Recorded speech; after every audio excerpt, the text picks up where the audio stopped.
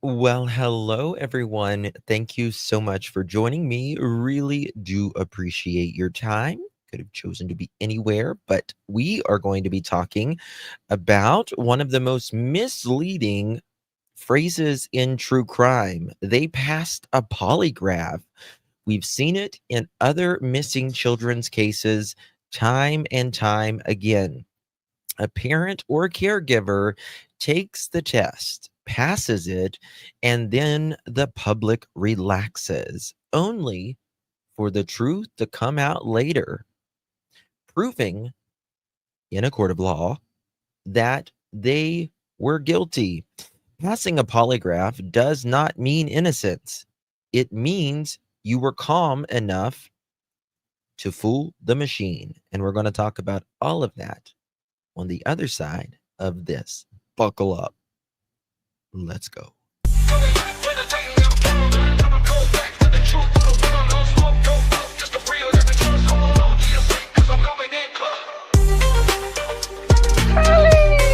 you doing, girl? Thank you so much, sister.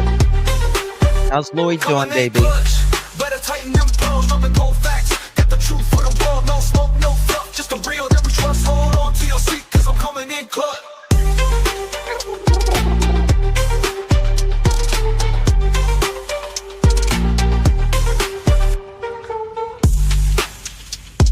Oh yeah. Let's go.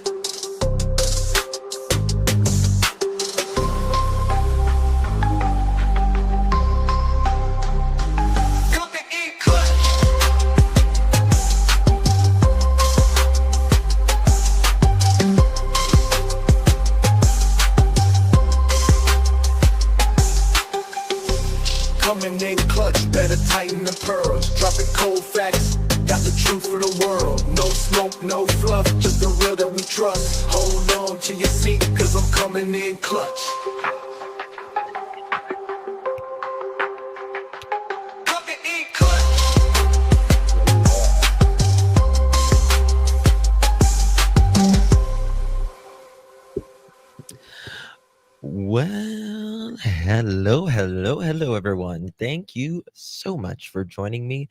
Really do appreciate your time. You could have chosen to be anywhere on YouTube. You have a lot of options, anywhere on the internet, anywhere in thy world, and you chose to be right here.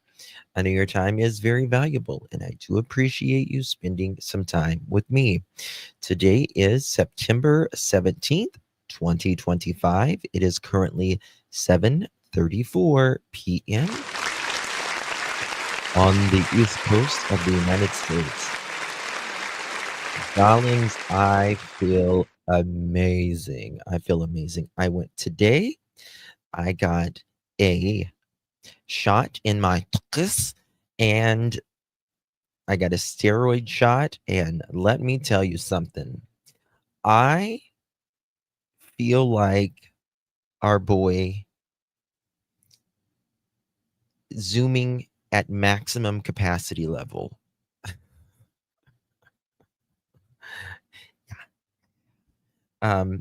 Remember when he was on the steroids, Ahmed? Yeah, that's how I feel right now. Yes. So we are zooming in at maximum capacity right now. We are. So buckle up. We got a lot to talk about. Warp speed. Yes. By the way, 1 second. There is let's see here. Has anyone seen our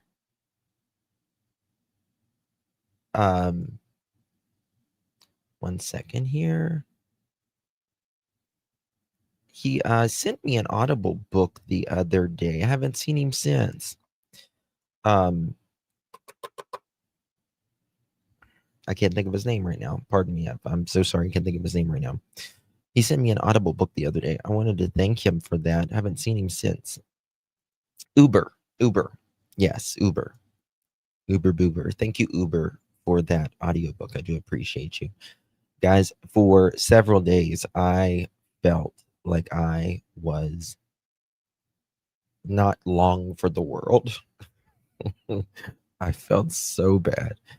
But we're back, bitches. We're back.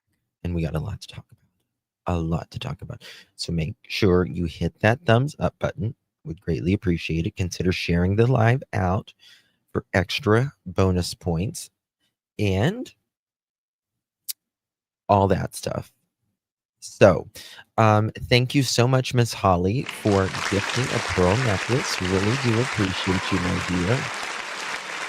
I wasn't. I really wasn't. I was just barely able to get on here. I mean, when you don't feel like going to the doctor, you know what I mean? Like you just don't even want to get up out of bed because you just feel so bad.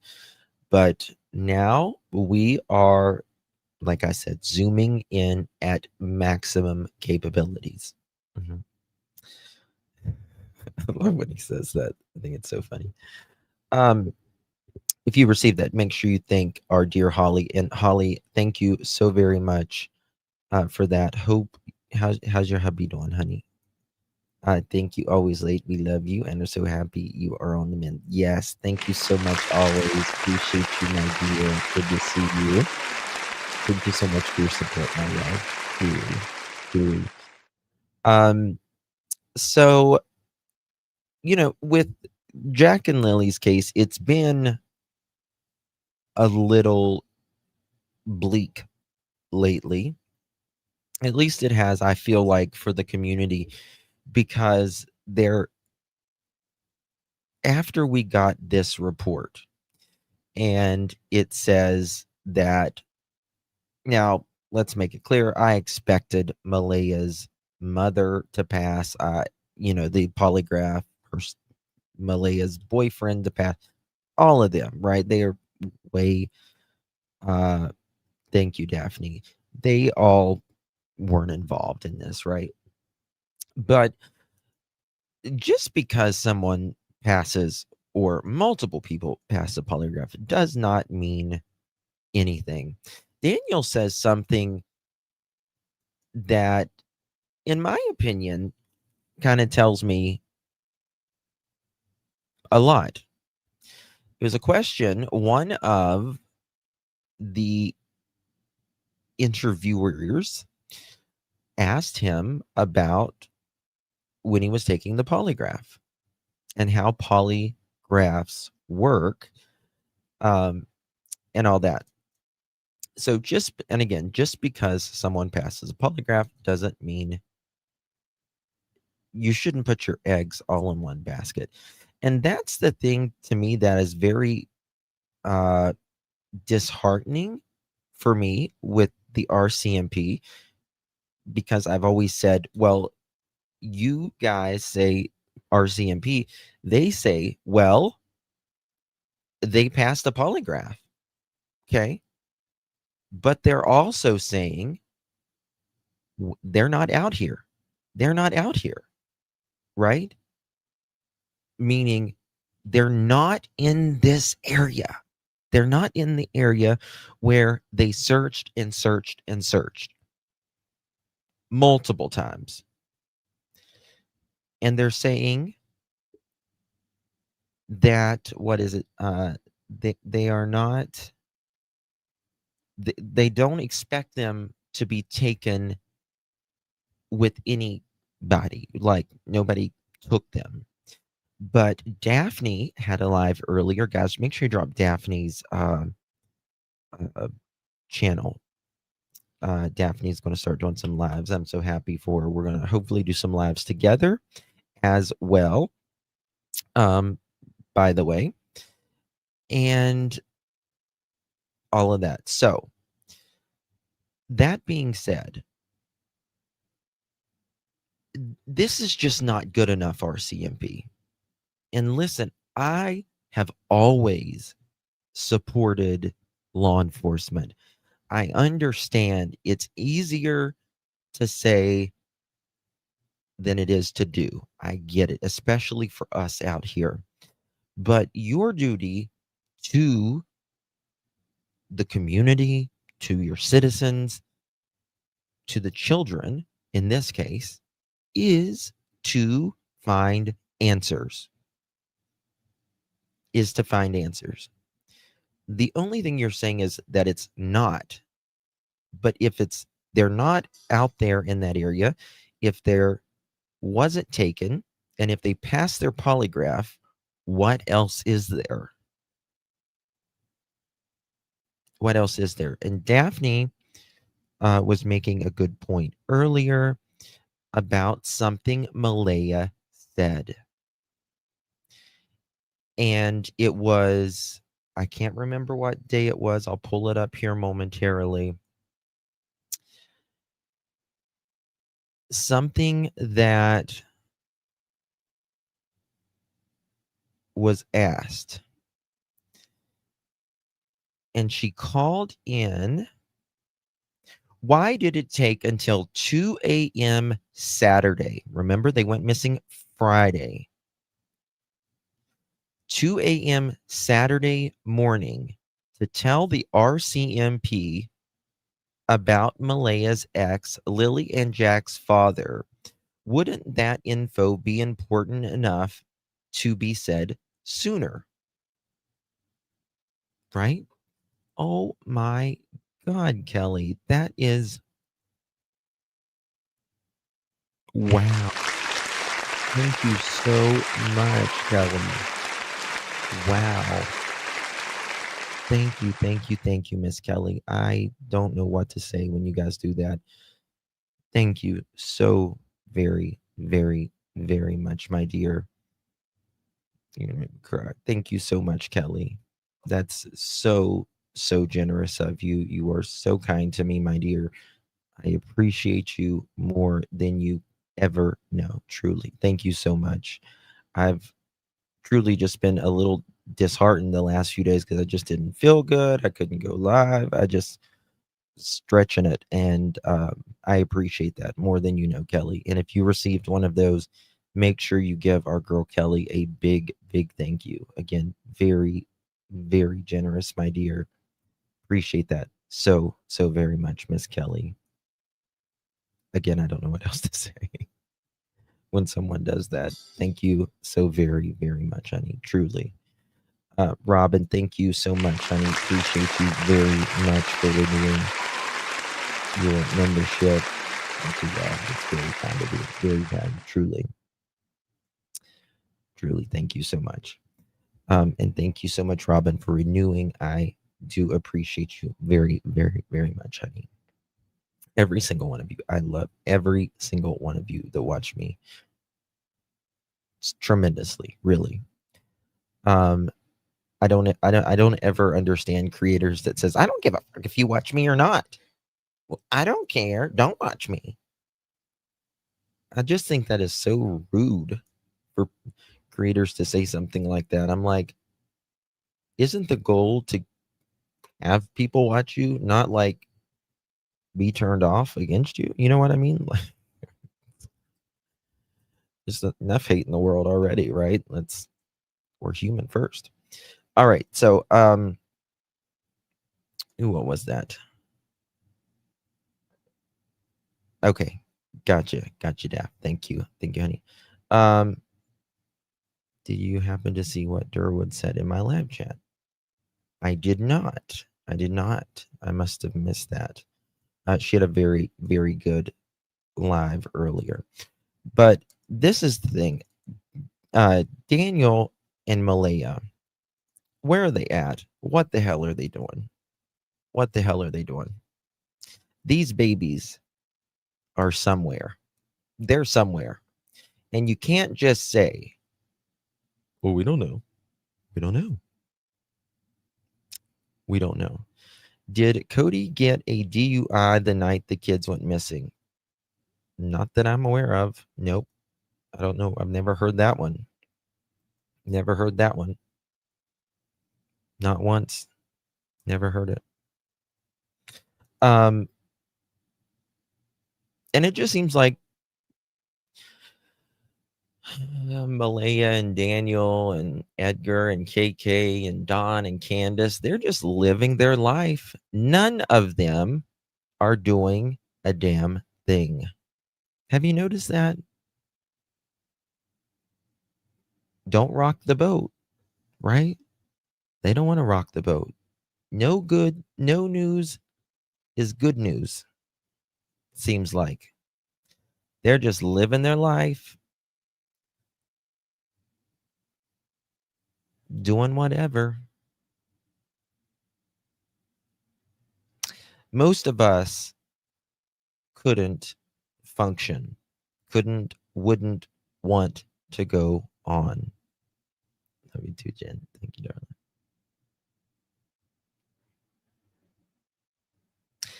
These babies are somewhere. This little boy, this little girl, Sebastian, Summer, Michael Vaughn, their remains are somewhere under the heavens here. Someone knows. God does, definitely. And I believe in every single case there are people that know that oh damn. Three police officers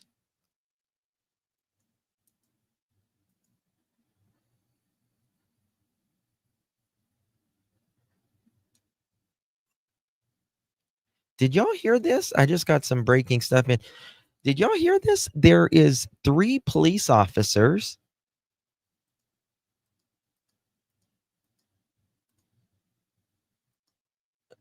killed, 2 wounded serving a warrant in Pennsylvania.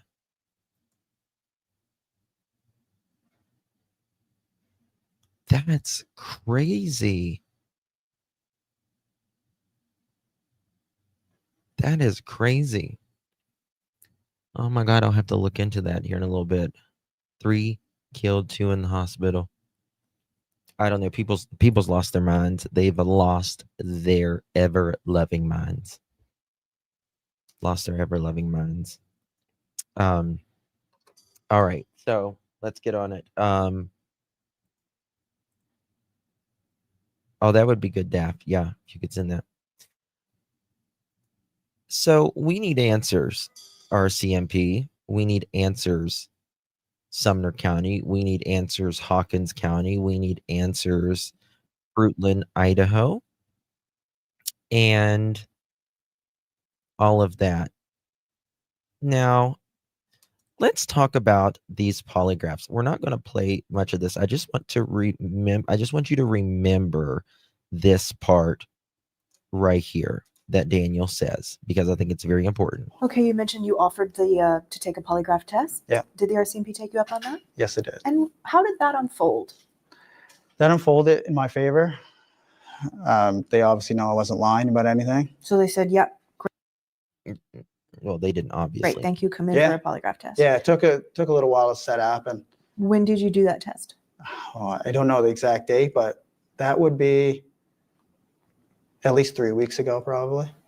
So roughly 3 weeks after the disappearance. Just Yeah. listen. And I think most Canadians wouldn't have any idea what's involved with that. Can you describe the process? You go in and just tell us right from the start. We go in, sit down in a big comfy chair, and they have multiple sensory pads. You have them underneath your forearms, you have them underneath your butt, and you have them underneath your feet with your shoes off. You have a sweat gland on one finger. You have a measuring instrument for blood flow that goes in and out of your hand. And Listen you to what it have says. a cuff on your arm for blood pressure to measure your pulse. Were you nervous? Yeah, I was extremely nervous. Especially with the first question they asked you, did you kill Lilly and Jack? That was the first question they asked you. Yeah. Yeah.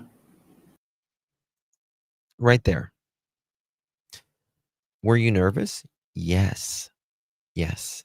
Especially the first question that they asked you. did you keep Lilly and Jack? And in the documents, it says something to the effect of, with the disappearance, or it actually says MURDER of Lilly and Jack, which one thing law enforcement has seemed to say since very beginning is that they don't believe Lilly and Jack are alive, right?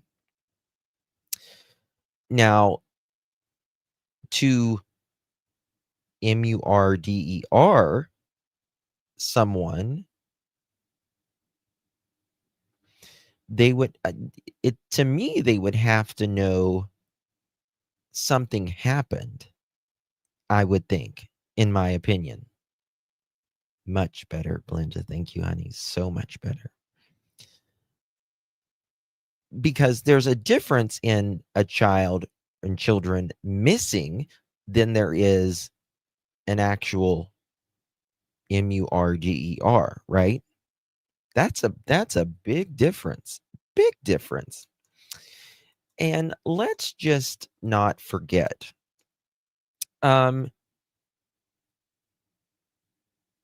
Anyone familiar with I can go on and on and on for days, but Dylan Redwine. Anyone familiar with that case? Dylan Redwine. I can't even, oh God. This was little Dylan Redwine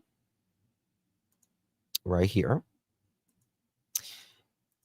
His father, Mark Redwine, is the most disgusting piece of God ever stretched a piece of skin over. I cannot even look at a picture of that man and I will physically gag. I can't pull him up. I can't even show you. I will gag. I will physically start gagging if I see the man. And the reason is, this man dressed up in women's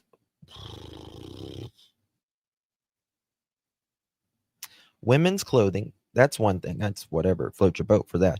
But, and he ate fecal matter.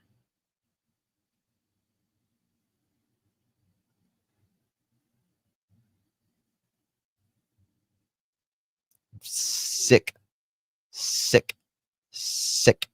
mother. I cannot even look at him.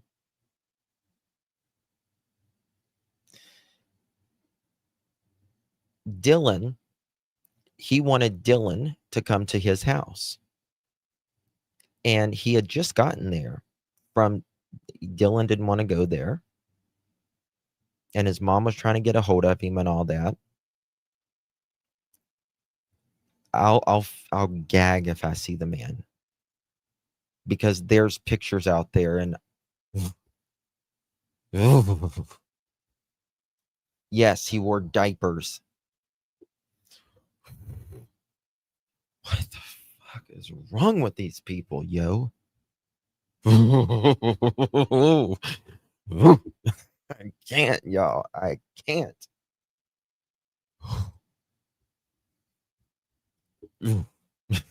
Sorry, I can't. And I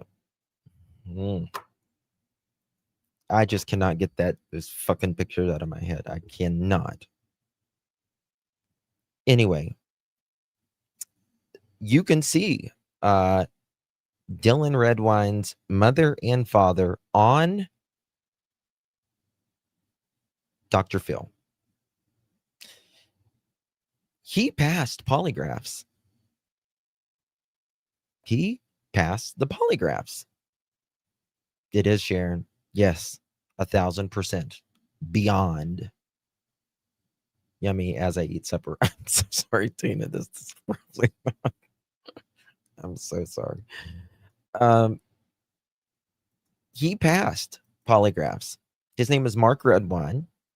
Dylan Redwine was 13 years old from Colorado. This was This happened in 2012. Huge case. Disappeared during a court-ordered visit with his father. Mark Redwine passed polygraph early on about whether he knew or not what happened to his son, Dylan. And just Daniel, Malaya, anyone else who, in my opinion, who may know what happened to Jack and Lilly, he passed polygraphs. Years later, everyone just the whole time. What happened to Jimmy Kimmel? You're so mad about Jimmy Kimmel? What? I don't know. I missed something. Anyway, the suspicion was always around him. Passed it or not. Passed it or not. Nobody give a damn. Well, Dylan's body, he got fired, apparently. Damn.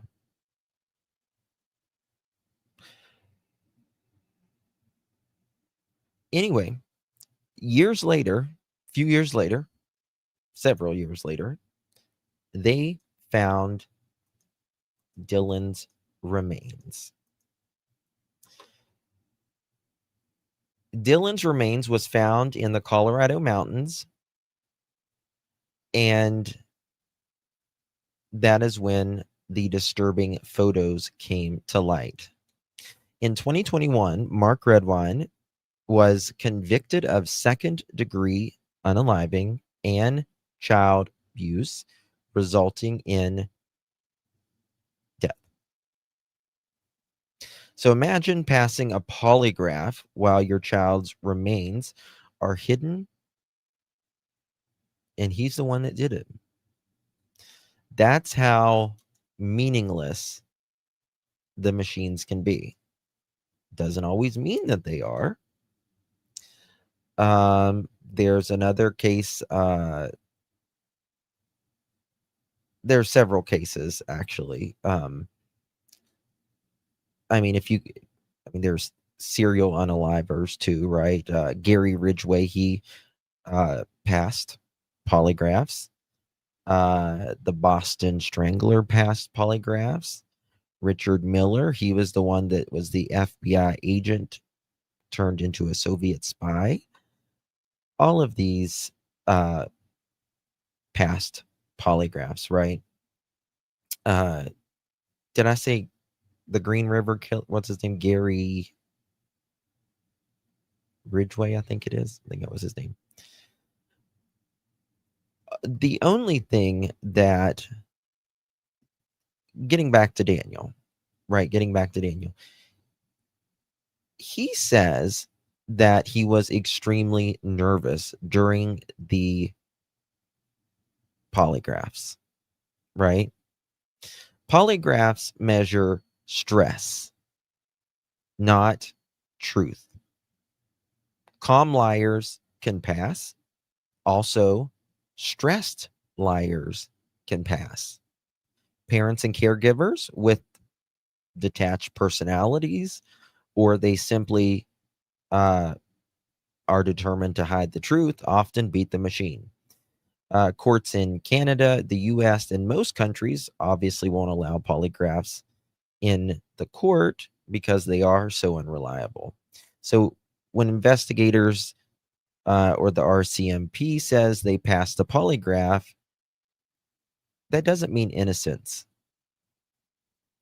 It just means they could be innocent, or they were calm enough or wired enough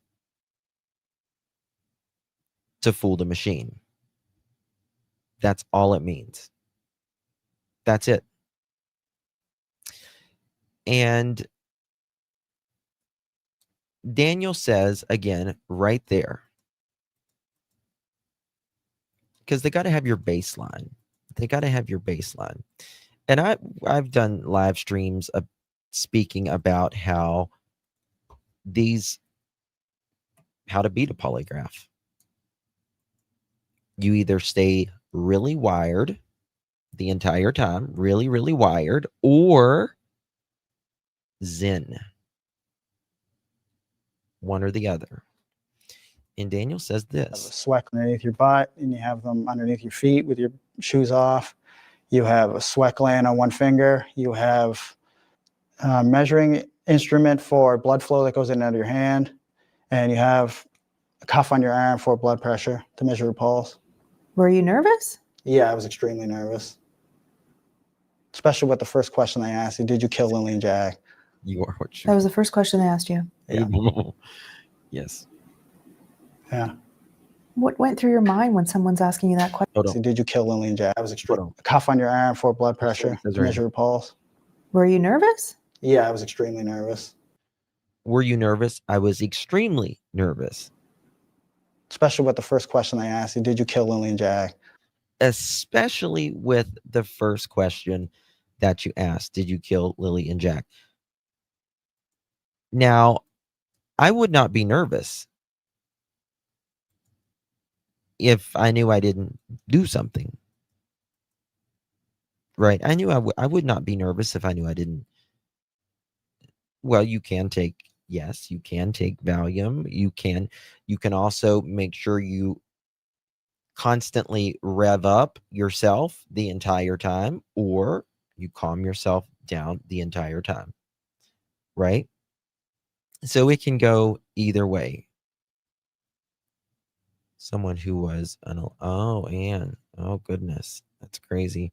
Rita, thank you so much. Loving the denim. Thank you for your work. Thank you, Miss Rita. Good to see you, darling. Thank you so much for your support. Appreciate you very, very much, my dear. And that is the truth, Miss Sarah. Ikale. I cannot stand that man. Ooh, goodness. Canadian cookie. Good to see you, Mamacita. Thank you so much for gifting the provinces. I love you. You receive that. Make sure you thank our beautiful Canadian cookie. Really do appreciate you, my dear. Truly. If there is no guilt, no reason to be nervous. That is correct. That is correct.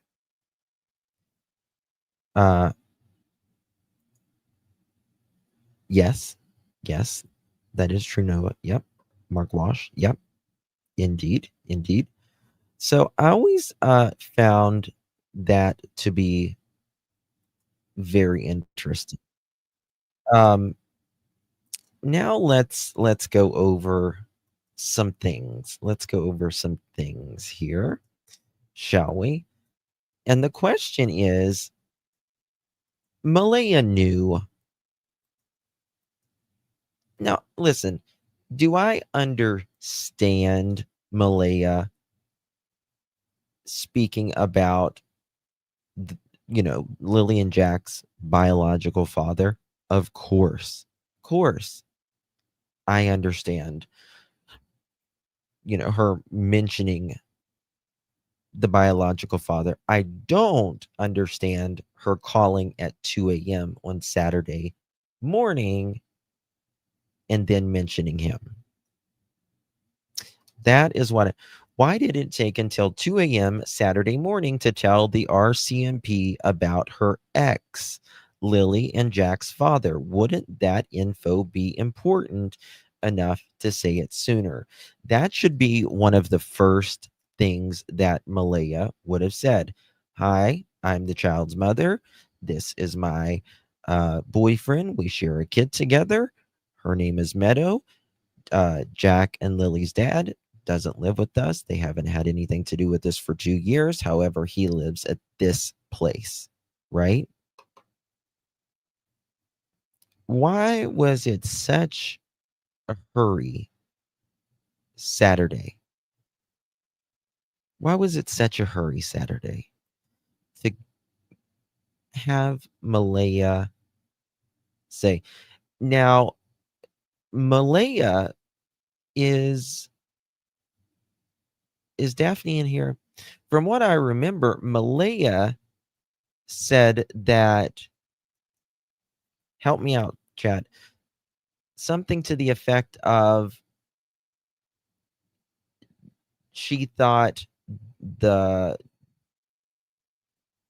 Lily and Jack's dad could have came and gotten them. She called Belinda that morning. Why didn't she say, hey, I'm going to tell RCMP about Cody as well? Yes. Correct. Exactly. What did Jen say? You okay, Jen? So, I mean, that's a very, she said she thought Cody took them. That's what it was. Yes. She waited until 12:45 a.m. like she did it on purpose. Yeah. Now, why was there this push for them to not be in the woods? It was do the Amber Alerts, check the borders. Cody might have taken them. All of this. When the law enforcement, one thing that they always pressed back was they don't see anybody taking them at all. Right? But Daniel and Malaya have always pointed to out there, when it's far more likely, just statistically, for children to walk off than it is a stranger abduction. Way more probable that children just walk off than it is ever statistically some stranger, or especially, this is the thing. And also, why would Malaya say that knowing that Cody gave up his rights? Right? Cody gave them up willingly. He didn't have to give them up willingly. That's a huge point right there. Right? He gave up them willingly. Now, if Cody went down swinging and he didn't want to give up his rights, that's a different story. It means he wanted to be in Jack and Lily's life, especially in the middle of nowhere. Yes, that as well. He wanted to be in the kids' lives, but he gave it up. He wanted nothing to do with the kids. That was his decision. So why would Malaya put this out here? I understand mentioning it. Totally get that. But why say she took them? I remember in the very beginning, Chelsea said Cody didn't want to be around those people. Oh, yeah. Yeah, I absolutely agree. I think she went on with Daniel, and he didn't want to be, wasn't the type that just wanted to co-parent, and it was what it was. Right? Thank you, Miss Holly. Good to see you, baby. Thank you so much for your support. Really do appreciate that, Miss Holly. So good to see you. Hello, fat girl. Good to see you, my dear. How you doing? He still is the father. Well, yes, he is still the father, Marilyn. Absolutely. He's always going to be the father. But you can be biological, and it doesn't really change anything, right? I mean, some people never know their biological children or their parents. Sheila, thank you, Sheila. Appreciate you, my dear. Hey, Peacemaker. Good to see you, my friend. Thank you so very much. Good to see you. Thank you, my friend. Good to see you. How are you doing? Who calls someone at 2 a.m.? Well, especially Well, and you can go a little bit further on that. You can press a little further. How does Malaya know that Cody took them, wanted to take them, or heard he took them? Where did that come from? Right? Where did that come from? You see, in this case, there has been no accountability, right? They all misplace blame, right? It's always been, well, Jack and Lilly walked out on their own. Not my fault that I, don't put up things in the house to make sure that they can't get out, or you didn't watch them, or didn't make them breakfast and neglected them, in my opinion, and all of this. Or, oh, well, Cody took them. Or Daniel, oh, I'll see Malaya in prison, right? Or Malaya, Daniel says different things in the interview room versus what he says out here, right? They don't know how to accept any responsibility. It has always continually been about misplacing blame, no accountability whatsoever at all for them. Thank you, Sue. Good to see you, my friend. How you doing? Thank you so much, Miss Sue. Appreciate your support. Thank you, love. Thank you so much. And yeah, that's I don't understand why she would call so early in the morning. One second.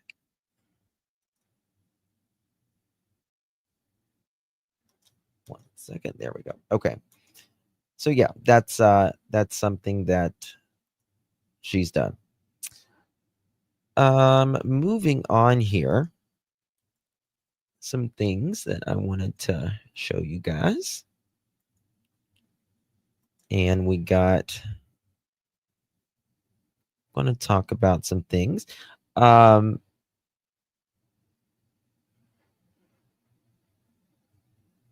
is this? All right.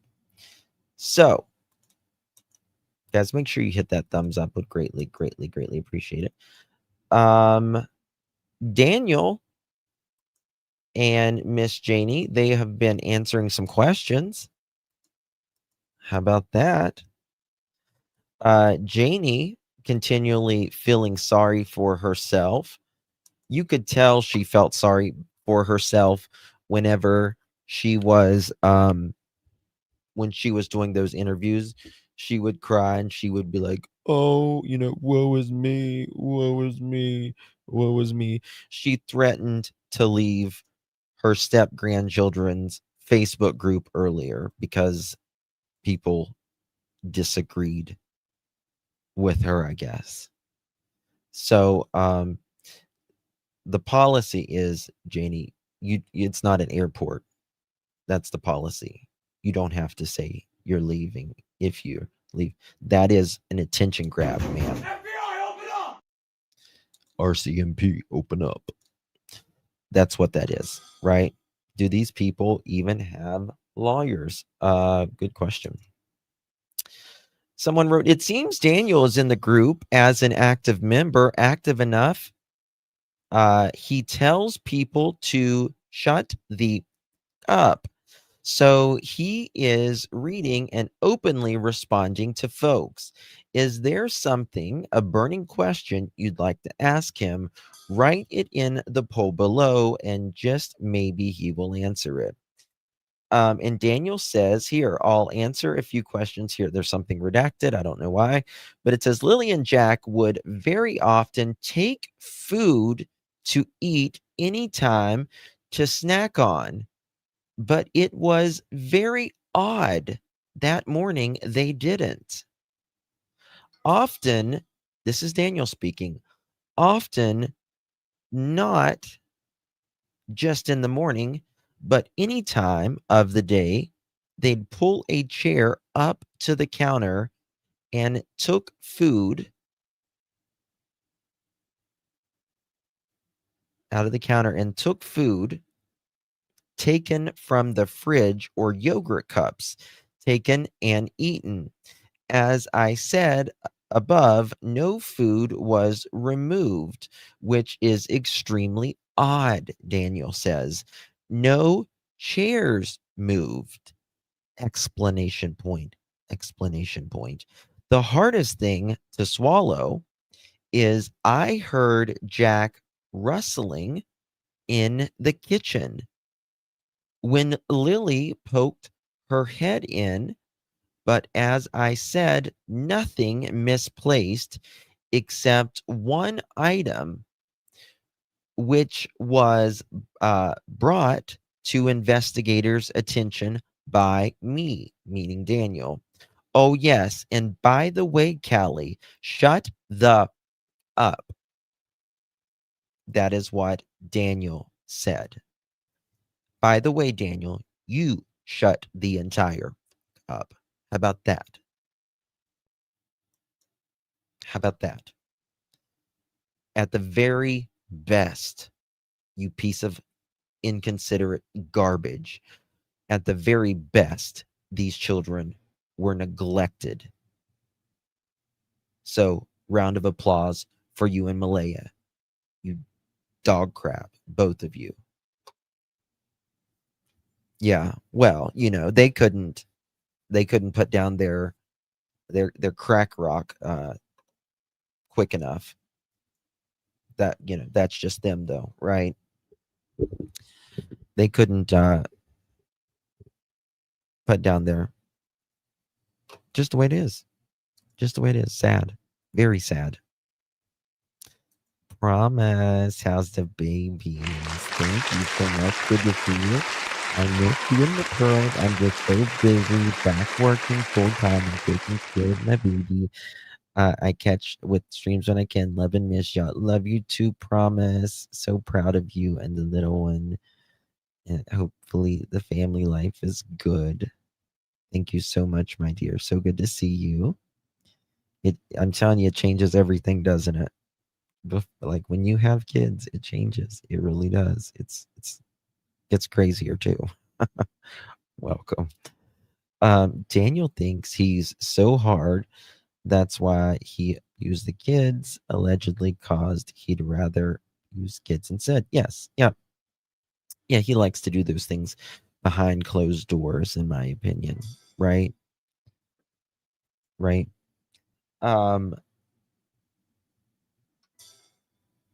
Just a piece of crap here. Just a piece of crap here.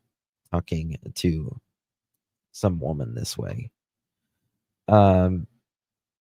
Someone said, you seriously need to be questioned by the RCMP. There is something wrong with you. You are constantly pissing bullshit. You hear a child rustling in the kitchen, but you don't check on them. Geez, they could accidentally burn the whole house down. That's right. That's right. I don't believe them whatsoever. I do not believe Daniel whatsoever. He is, in my opinion, the biggest liar we have seen for someone that actively speaks on the case of any parent, right? Most parents will be like Malaya. They just be quiet. Sometimes you might get a nugget or whatever.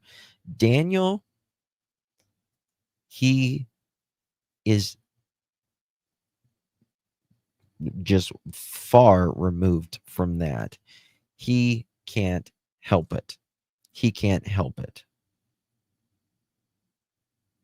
He wants to be super Mattel, right?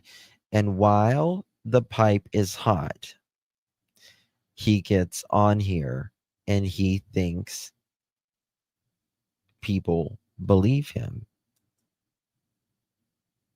There is no way. I mean, if someone believes that he has not lied, you are nuts. You're nuts. You're absolutely nuts. He has actively and consistently said absolute, just 180s. And again, over and over and over. Oh, Joyous. Hey, darling. Thank you so much, my love. Good to see you, Miss Joyous. I appreciate you very much. You're so kind to me. Thank you so very much, Miss Joyous. If you received one of those, make sure you give our girl Joyous a big, big thank you. She is very kind to all of us here on the channel, and I really do appreciate you, Miss Joyous. Very, very kind of you, my dear. Good to see you.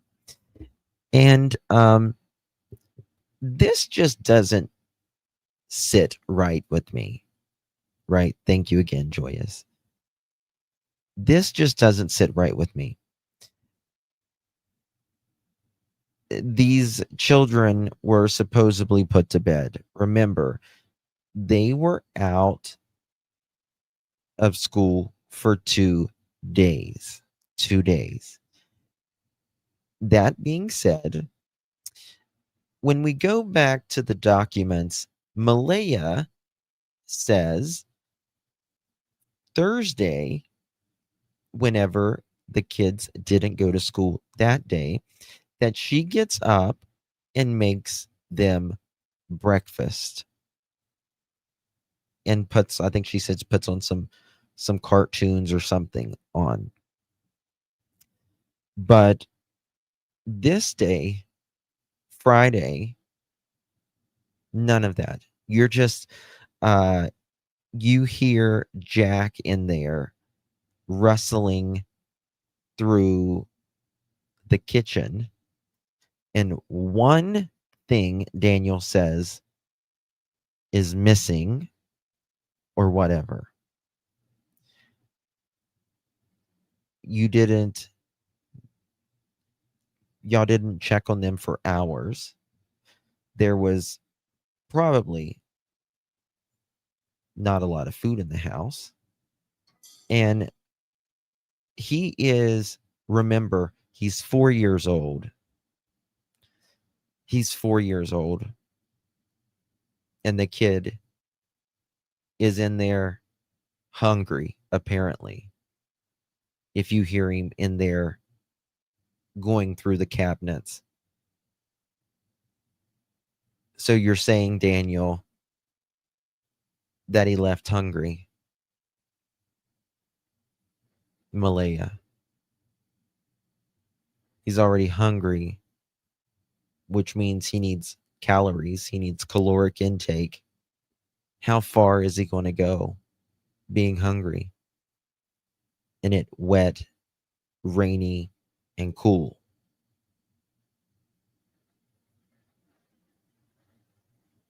God only knows when the last time they ate. God only knows, because I bet you they didn't have anything right before bed. They probably ate the last time probably 3-4 o'clock that evening, right? Very much like Summer Wells.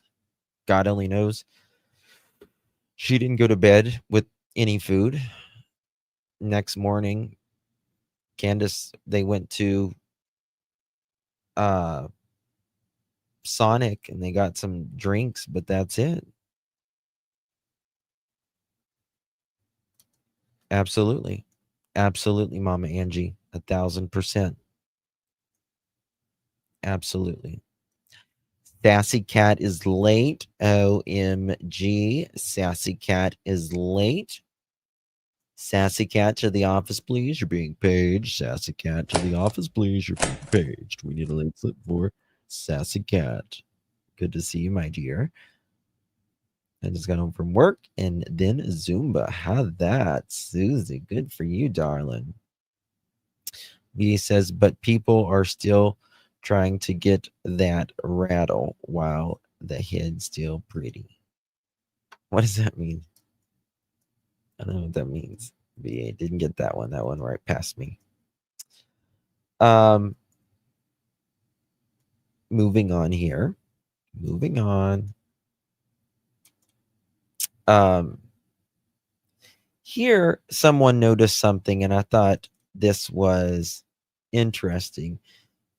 And these are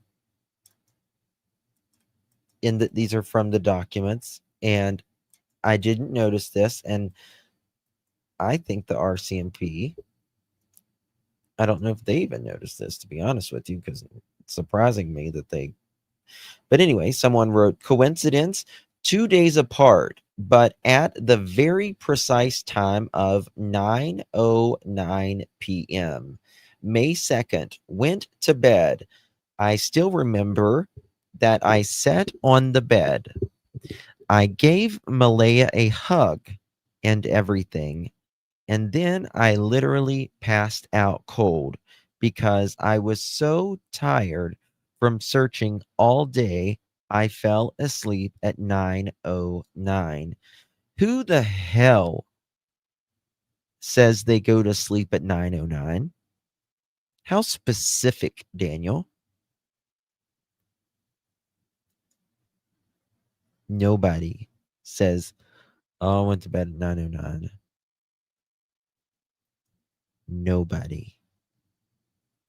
Unless you are lying and you need a specific time to remember that you can tie it to. 9:09. On May 4th, it says the other part of the blanket was seized from Malaya and Daniel's house by Corporal Rice on May 4th, 2023 at 9:09 p.m. It was located inside a trash bag at the end of the driveway. On May 5th, Corporal Rice, May 4th, 2025 at 9:09. May 2nd, Daniel says he falls asleep at 9:09. That's quoted Daniel. And then May 4th, Corporal Rice, May 4th, 2025, 9:09 p.m. It was located inside a trash bag at the end of the driveway, the pink blanket. On May 5th, 2025, at 11:07 a.m., I think it says, I can't see the police officer, it's kind of blurry, showed Corporal something starts with a T, the seized blanket, and she, can I make it bigger? Okay.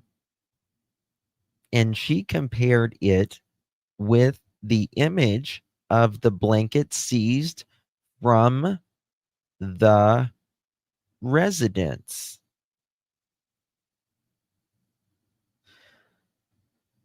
Who,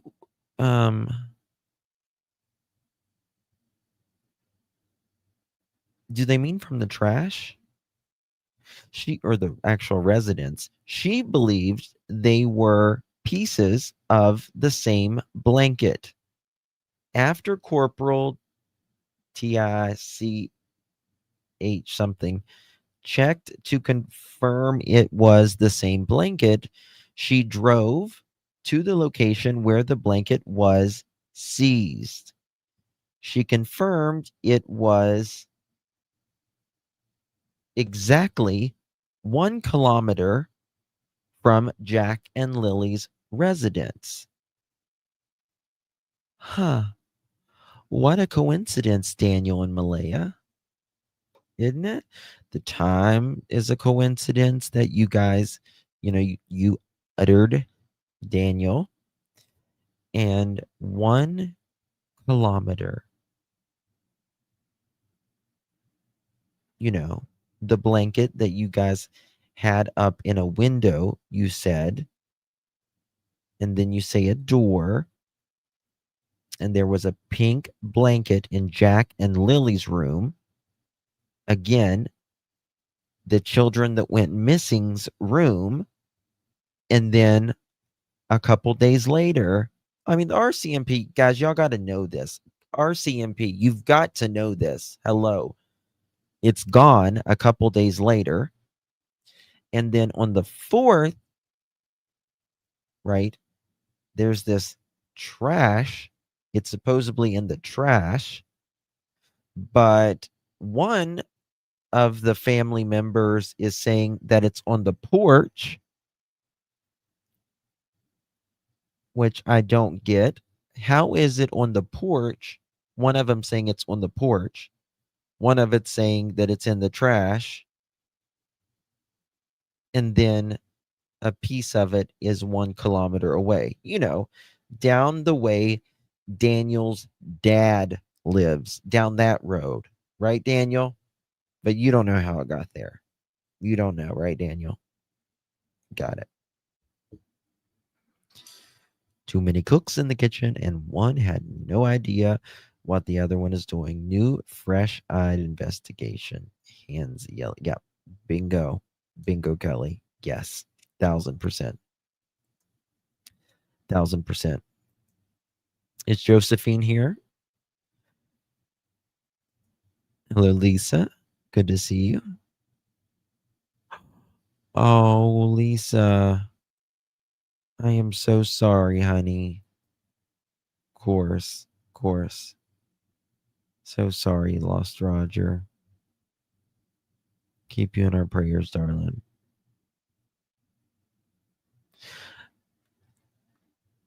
I can come up with 20 different reasons how it got there. Can you come up with one logical one? One logical one? And how it got past the searchers, and then the family found it?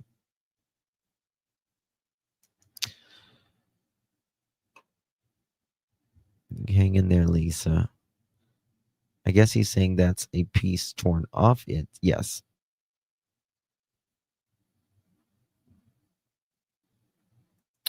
Yeah, well, this is what this was. Right, the blanket. Here's the blanket. There's the blanket. Joe. Y'all spray Joe, please.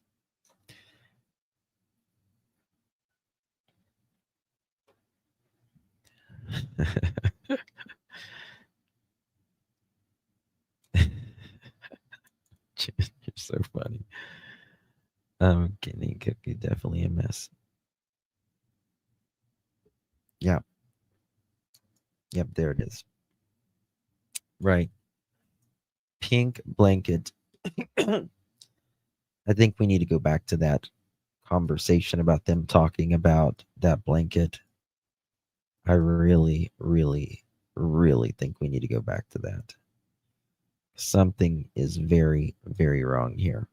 All right. Let's continue, shall we? All right. Where was I? The blanket.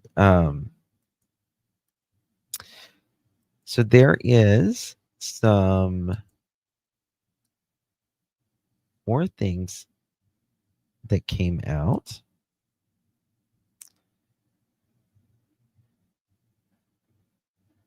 They did not ask. They did not ask, or they did not show the questions, right? Of the questions they asked. They had those redacted. Check this out. Miss Junkyard Jayne said earlier, 5 hours ago. 1 second, guys. I need to get a little Diet Pepsi. Thank you so much, Jen. Appreciate you, my darling.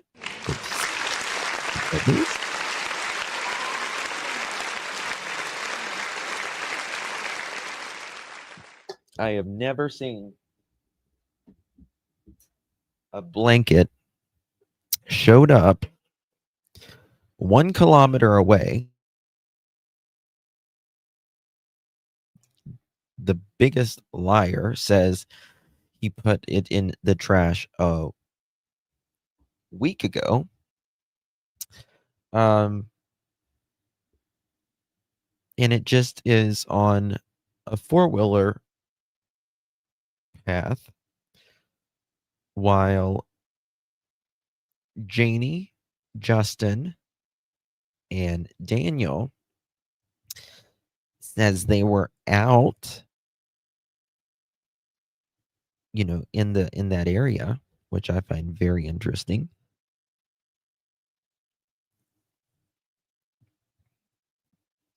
She is refusing access to her property without RCMP warrant. Well, tell me what step-grandmother,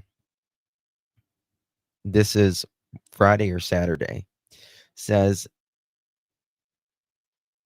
making excuses about her dog and saying, Mom, they're not blaming you. They're not blaming you, Mom.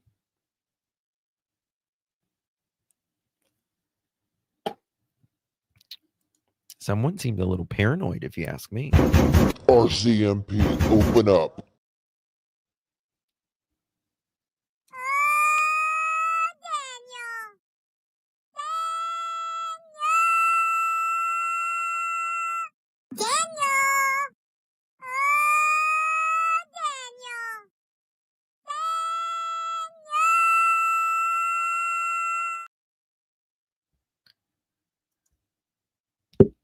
Never gets old.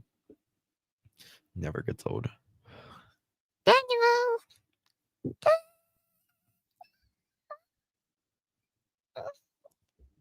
Mother chicken.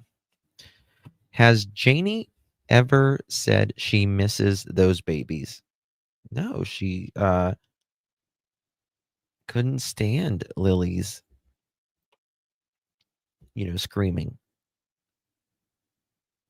All right, so this is what she said just a little bit ago. Let me see if I can pull this up a little bit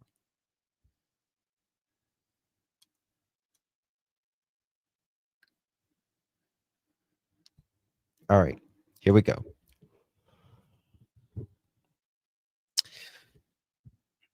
This is Jayne. Do all the stupid people in this group, you know who you are? I'm leaving this because no matter what I say, it's a lie to you. So I will not answer any more questions. Okay? The stupid people in here rude it for you. I think she means ruin it. Rude it for you. So say what you like and solve this case without me. P.S. I hope Jack and Lilly are found soon.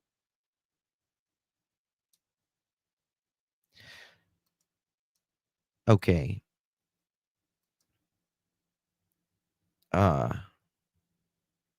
Miss Puff the Magic Dragon, you just said you hope. You said solve this case without you.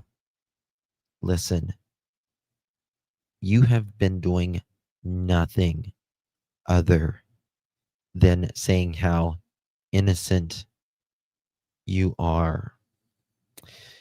And one thing that still gets me in these documents is when Jayne said she knew that Jack and Lilly were missing earlier in the morning before her brother called.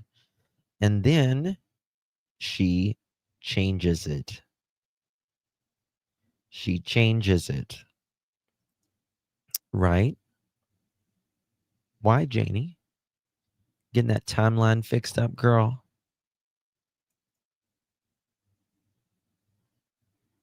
Getting that timeline fixed up. What have I always told you? Remember, 8 o'clock, 8 o'clock. When's the last time they heard from Jack and Lilly? The parents said 8 o'clock. Oh. So Jayne says she's leaving the group. And oh, did someone remove this? If they did, I need to screenshot this. Did she take it down? Oh, Daphne, she wrote you back something. Daphne, maybe the kids were playing on a pile of wood on the swing. Like, I mean, the kids are curious. Another thing is to let the RCMP, they got them. The public don't need to do it. I gave you a clip from the RCMP Freedom of Information file. Check it out. Go talk to MBM, Malia Brooks Murray. Go talk to Cheryl, Christine. Go talk to Haley. Go talk to Hayden. Go talk to Cindy. None of you guys are dragging them through the fucking dirt. Through the fucking dirt. Oh my God, Cindy. Or Jayne. You and Daniel. Like mother, like son. You know? That crack rock is not too far fall from the pipe. You know? Good God. Here we go. Lord have mercy. Go talk to Cindy. None of you guys are dragging them through the fucking dirt. Why are you all not attacking the Brooks Murray side and their friends? Well, I mean, this is the thing. This is the thing. Malaya is obviously a piece of caca. Obviously, a mother should be searching for her children, right? But what Malaya hasn't done is made up multiple lies and then say the complete opposite. You're going to spring your esophagus, Justin. I've springed it before, baby. Nothing new for me.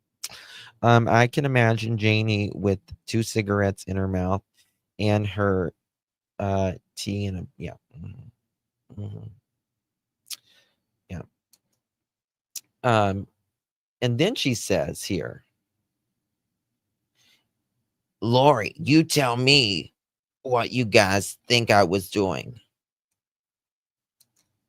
You was probably, I mean, this is the thing. Why didn't Jayne go to town? Why didn't Jayne go to town that day with her brother, Ron? We got Dawn and Ron and Jayne. You know she needed to get her Virginia Slim 1000s.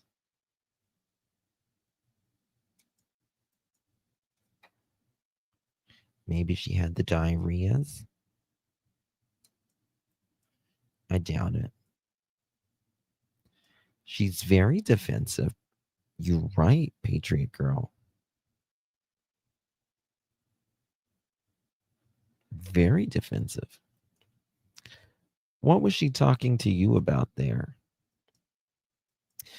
And, you know, Jayne, whenever you, in my opinion, make up a whole ass story, let me tell you one of the reasons why I think this case hasn't been solved. And I haven't heard anybody else say it except for me. Is this right here. Look at this interview. And ever since the Friday morning, when we noticed that the children were gone, immediately jumped in the vehicle, surveyed all the areas, many dirt roads, many culverts as I could, and waited for the police to get there. Look at the weather. Look at the weather. Said the children were gone. Immediately jumped in the vehicle, surveyed all the areas, many dirt roads, many culverts as I could, and waited for the police to get there. Whose car is this? Whose car is this right there? Look at the water. Look at the water.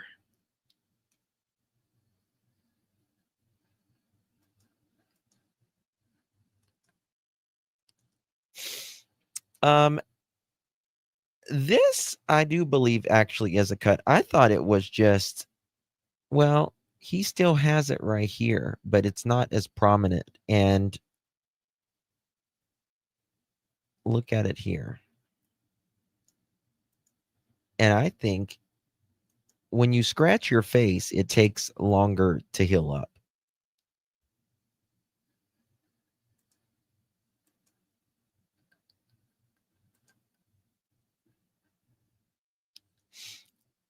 You know, she moved back in the mobile home with her little Mookie Mook here. You know she did, until Daniel moves the next one in, and then she'll move back out because Jayne won't like her either, because she said she is cooking Daniel's meals now that Malaya is not there. But Malaya didn't do anything, did she, Mohawk, according to Daniel?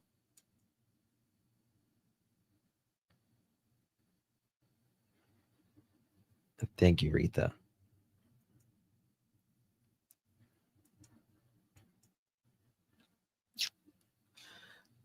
Look how he pauses there. The last few days have been very stressful. I mean, ever since the Friday morning, when we noticed that the children were gone, immediately jumped in the vehicle, surveyed. Nobody immediately jumps in their vehicle. Yep, Jam. Yep.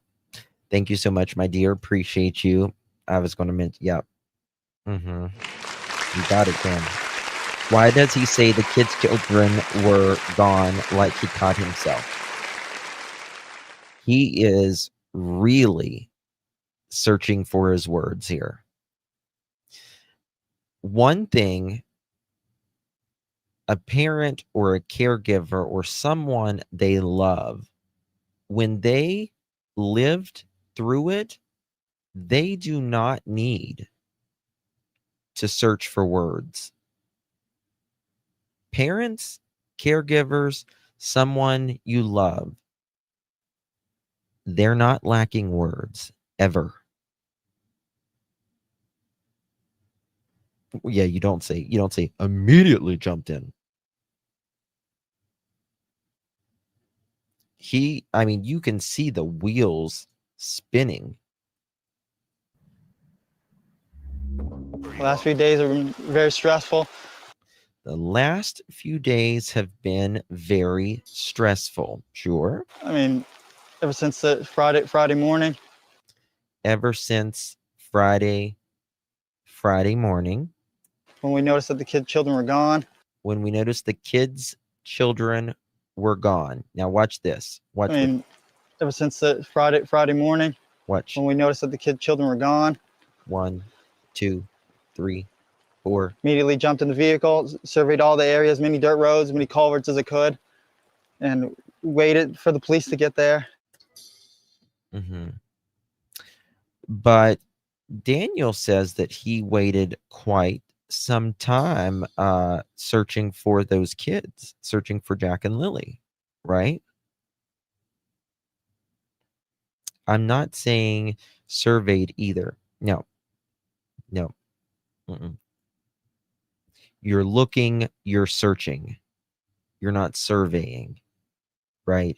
It's a very, it's not an emotional, surveying is not an emotional word, right? And that's very important. I'm searching for my stepkids, right? I'm looking for my stepkids. I am not surveying for my stepkids. You see the difference? There is no emotion on surveying. It's a very calculated word. He's also trying to, by saying surveyed, he's also trying to add separation there, right? I surveyed. It's more sterile. It's more, I'm surveying to find them in culverts, in streams, in dirt roads. As many roads, as many culverts as I could, and waited for the police to get there. Conveniently, Daniel didn't take his phone either. Didn't take his phone. Also, conveniently and very interestingly, in my opinion, Daniel says in another interview that he always takes his phone. But for the initial surveying, he did not take his phone. Right. That's exactly right. That's exactly right. Let's see here. And the survey says, liar. Liar. Even though that's the winner button. I'm saying is liar. No, Daniel. Survey says, there you go. That's what the survey says.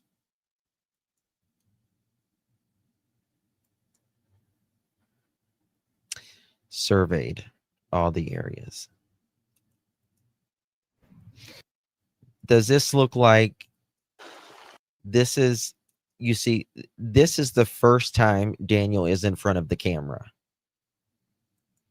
This is the first time Daniel, this is his first interview that I am aware of in front of a camera. This is not an emotional plea. This is, I know what it's like to be in front of the camera, right? And especially when you're new to the camera, it's stressful. It's very stressful. And he's already got a lot of stress on him. So he doesn't want, in my opinion, to be found out. Most parents are just emotional. They don't, in times of their child went missing or something happened and they don't know, the camera, they don't really care about the camera. They just want to get their message across, not how they're going to be perceived, because they know they didn't do anything. And they just want their emotions. They're going to be emotional into getting, baby, I want you to come home, all of that. This is what, Friday or Saturday? This is Saturday, right? Saturday when he did this. Immediately jumped in the vehicle, surveyed all the area, as many dirt roads, as many culverts as I could, and waited for the police to get there. That's a little, that's not emotional whatsoever, right? So again, this search began with family members and has now expanded to dozens of search and rescue. That's interesting. This search began with family members. Sure did, didn't it? And conveniently, they found the pink blanket. So convenient.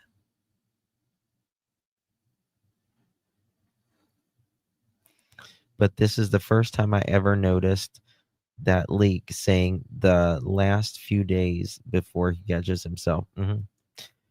CB, you can watch something 1,000 times, and on the 1,001st time or whatever, you'll notice something new. I've done it 1,000. Volunteers, about 160 people were on the ground yesterday. There were dogs brought in to try to catch a scent of these two children. There were 8 drone units in the skies searching, as well as a couple of helicopters as well, each one of them equipped with infrared sensors and cameras looking for these children. Now, we heard from police talking about some of the challenging conditions and logistical issues that they are running into.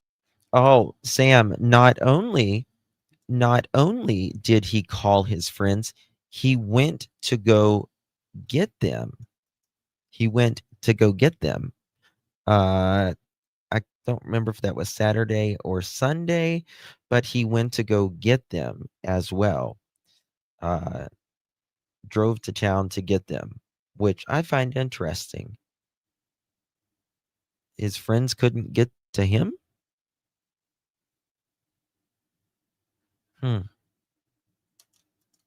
With this situation, with the kind of the situation on the ground. Here's what police had to say about this search. With the wet weather, it makes things a little more complicated for our searchers. Given they're in the woods, it's wet, things are slippery. Now look at the weather there. Look at the weather. Do you see a 4-year-old walking out in this wet, muddy ass, cool weather? They've got their jackets on and all that. How far does a 4 and a 6-year-old get? Bullshit, Daniel. Bullshit, Malaya. Bullshit, Jayne. And bullshit, anyone that believes that Jack and Lilly walked out of their freaking yard, let alone anywhere else, in this weather. Look at it. There is not a cloud break in the sky. It is completely overcast, raining.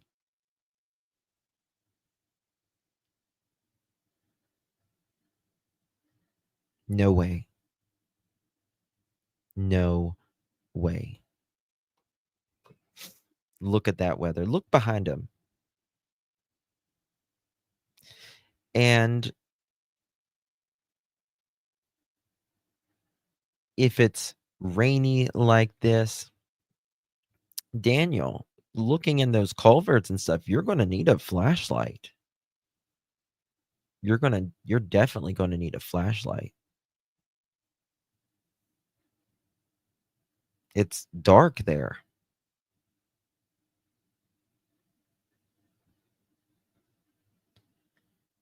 How do we know children had coats or jacket on?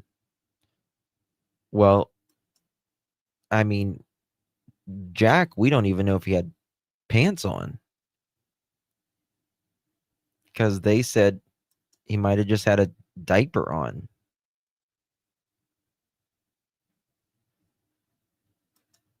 Bingo. Yes, Kelly, my point again.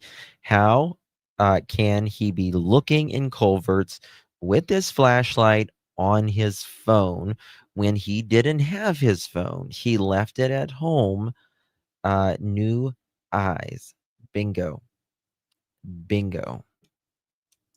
Thank you so much. Would he not take his phone in case he fell or sprained his ankle? Well, what if Malaya found the kids?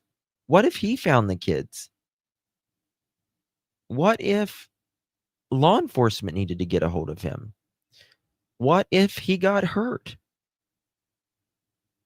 Right? And you can say, well, there's not service everywhere. Okay.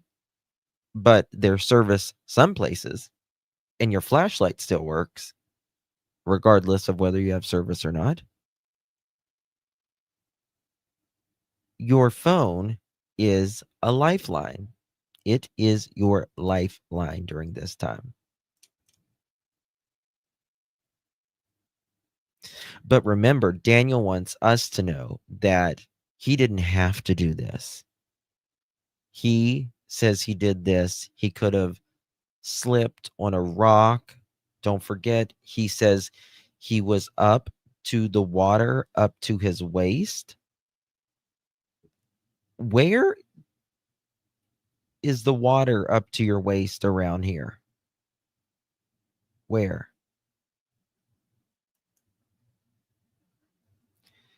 Yeah, they wouldn't have got that far at all. At all. Well, since he was running in waist water, deep water, was he wearing his fishing waders? Correct.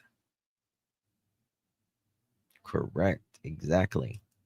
Footing's not the greatest. It's the water's it's not the best, but they're still trudging through and they're still working hard at doing the job that they have to do. Again, we know that 6-year-old Lilly Sullivan and 4-year-old Jack Sullivan went missing on Friday morning. That is when the search began and when the family reported them missing. And again, the search has been ongoing since that time. Heather. Brett, I'm sure people following the story closely, those who are close at hand in terms of proximity, what can people do if they're trying and hoping to help? Yeah, folks might think that, hey, I live nearby, I can hop in the car and go and search through the woods. I can help out as well, but that's not necessarily what officials want. They say this is a very coordinated, very organized search. They know where each one of the crews are. They know the areas that have been searched already and the areas that they are now focusing on. So advising residents to not just drive out and try to help out with the search on their own in the woods. One thing that people can help with is searching their own properties, looking.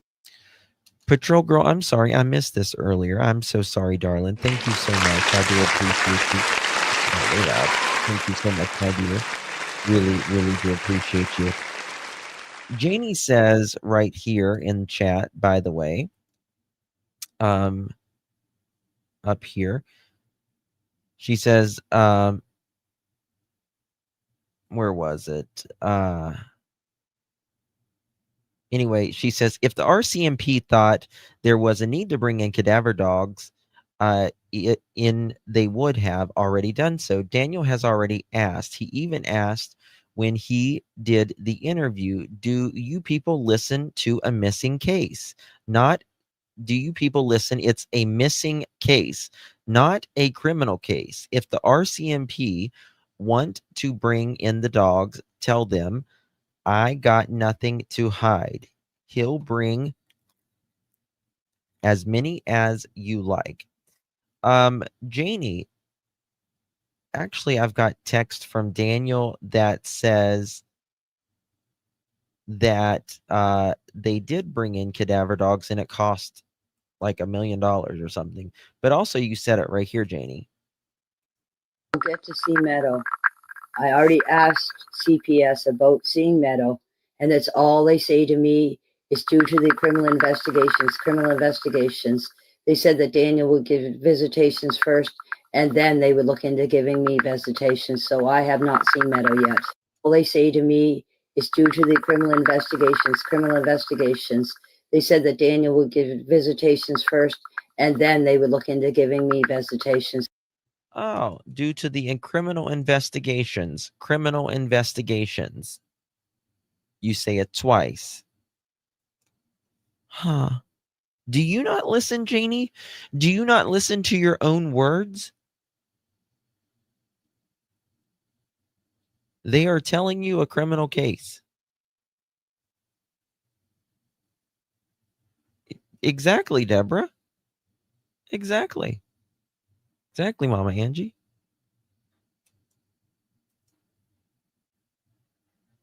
A 1,000%. 1,000%. Yes, baby kisses. Criminal investigations. Say to me is due to the criminal investigations. They said that Daniel would give visitations first, and then they would look into giving me visitations. So I have not seen Meadow yet. I'll get to see Criminal investigations.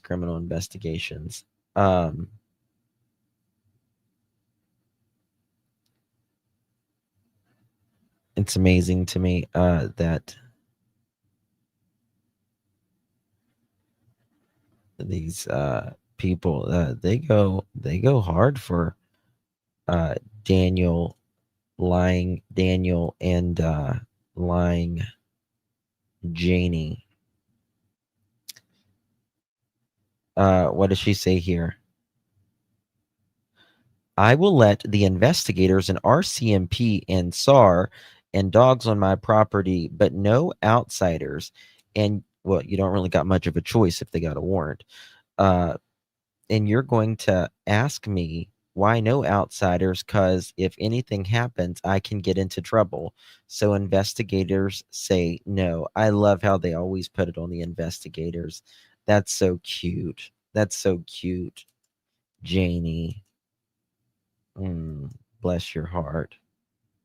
Bless your heart, darling. Remember, they made it sound like from the get-go that Jack and Lilly would talk to anybody, anywhere, especially if you offered them what? Food and drink, right? Food and drink. All right, guys, I'm going to play something right here. I need to go tinkle. I'll be right back after these important messages. This is the press conference. First of all, our thoughts go to the family and loved ones of Lilly and Jack Sullivan, to their communities, and to everyone who's worked day and night in an effort to find the children and bring them home. Since the first 911 call was received by the RCMP, reporting that 6-year-old Lilly and 4-year-old Jack had wandered away from their home on Garlick Road, Lansdowne Station, a multi-agency search has been underway. Teams have been working around the clock. This search has included many agencies, including volunteer ground search and rescue teams from across Nova Scotia and New Brunswick, the Civil Air Search and Rescue Association, known as CASERA, Department of Natural Resources Air Services, Nova Scotia Public Safety and Field Communications, Nova Scotia Guard, Joint Rescue Coordination Center, Salvation Army, the Canada Heavy Urban Search and Rescue Task Force 5, and several RCMP units, including police dog services and drone operators. Since Saturday, because we treat all missing person files as suspicious until our investigation leads us to determine otherwise, our Major Crimes Unit has been engaged. It's been an all-hands-on-deck effort using every available resource and tool. Since the search began on May 2nd, it has been concentrated in the Garlick Road area and has covered 4 square kilometers of heavy, wooded, rural terrain. Up to 160 trained volunteer searchers, along with many others, have been involved in the search each day. Tens of thousands of search hours have been dedicated to scouring the area, and GSAR has confirmed that over 100 tracks have been laid using GPS and grid searches. Efforts to locate Lilly and Jack have also included 2 vulnerable missing person alerts, posting their children's photos and information on Nova Scotia RCMP website and social media accounts. Our social accounts have more than 300,000 followers. and releasing information to local media as well as reporters across the country. Lilly and Jack have made headlines from coast to coast. While the search has been ongoing, RCMP officers continued with the missing person investigation, speaking with family and community members to gather tips and other information that could help locate the children. We have not received any confirmed reports of sightings.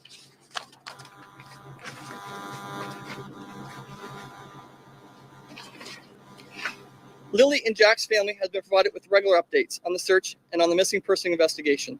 They've also been afforded supports. As of today, May 7th, the active search efforts to locate Lilly and Jack will be scaled back. We're transitioning from a full-scale search to searches of more specific spaces that have already been searched by our teams.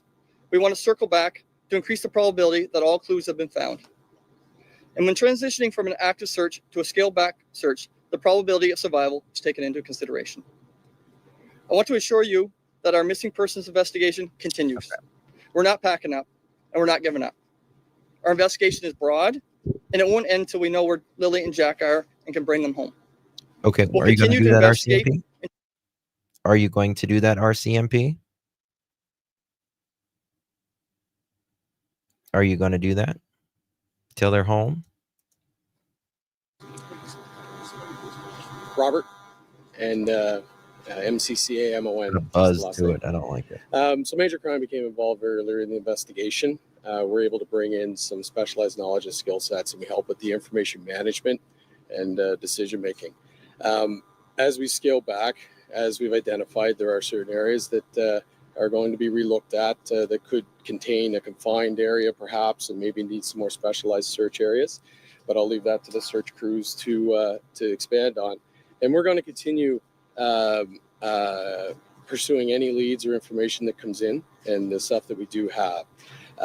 We have engaged in all areas of the RCMP. All tools that are available to us are being considered and engaged when appropriate. Do you have a follow-up? Yeah, and a follow-up that I guess the general population looks at it and says, you've searched very thoroughly this area. Mm-hmm. You would have found them if they were there, which then makes people. You would have found them. Social media people are assuming, rightly or wrongly, that there's some criminal element to this. Sure. And can you? I know. What did that guy say? Hold on. Sure. Criminal element. Hold on. Which then makes people, certainly on social media, people are assuming, rightly or wrongly, that there's some criminal element to this. Sure. And can you? I know. What can you tell me about that? You work on that. Well, I can't really speculate on the investigation. Obviously, that wouldn't be fair to the process. But we are constantly reviewing everything that's been done, looking at all different facets of available information, and we'll make decisions on that. I can't really comment on the details of that, but we will pursue every lead that becomes available and take it to where it needs to go. So. Thank you. So, is there a question? Yeah. Sorry. Go ahead. You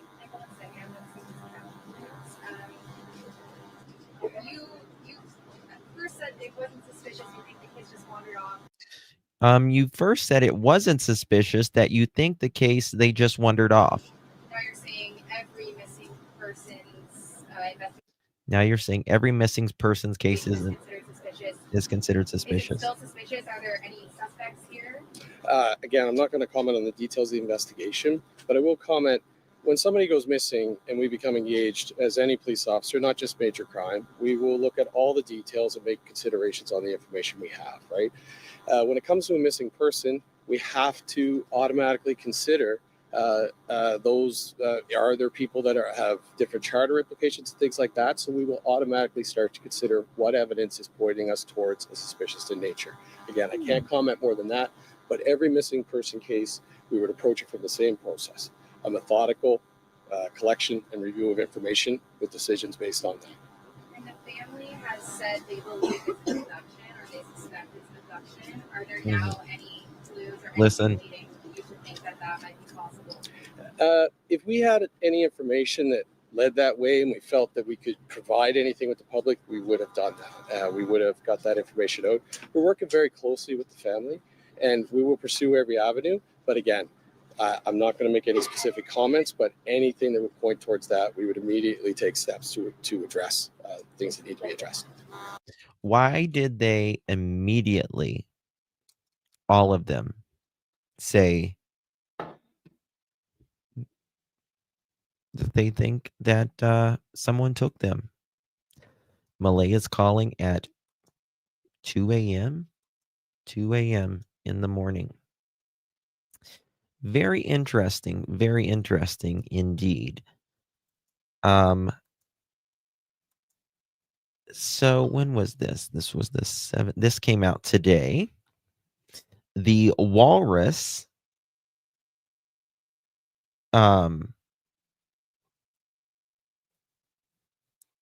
Canadian Conservation came out with an article today, and it says the following: 4 months, no answers, how rumors took over a missing children's case in Nova Scotia. All right, can we listen to it? Let's see here. You are listening to an audio version of a story from the Walrus. Please enjoy. 4 months, no answers. How rumors took over a missing children's case in Nova Scotia. 6-year-old Lilly Sullivan and her 4-year-old brother Jack have not been seen in public since May 1st, a day before their mother and stepfather say they wandered away from their home in Lansdowne Station. The rural Nova Scotia community is part of Pictou County, an area of dense forests and meandering rivers, where memories of recent tragedies in the province, a horrific mass killing in 2020, and a missing toddler that same year, remain vivid. Over 4 months after the siblings' disappearance, a sense of unease permeates the region, even as residents rally at vigils and in community Facebook groups to try to keep hope alive. And while everyone seems to have an opinion about what may or may not have happened, not a single soul appears to know for certain. In the days after the children were declared missing, hundreds of trained searchers spent long, arduous days scouring the almost impenetrable woods around the family's home, using drones, dogs, and an underwater recovery team, though in the end, these efforts yielded little more than a child's faint boot print and scraps of pink blanket. As of mid-July, the Royal Canadian Mounted Police team leading the investigation has assessed more than 760 tips from the public, reviewed more than 8,000 video files obtained from the surrounding area, and interviewed at least 60 individuals, some of whom, including the children's stepfather, Daniel Martel, were given polygraph tests. While police have stated there is no evidence to suggest that the children were abducted, they have not ruled out the disappearance as suspicious. For now, the case remains an active investigation. That's interesting. For locals, that's interesting. They say this, that, where was it?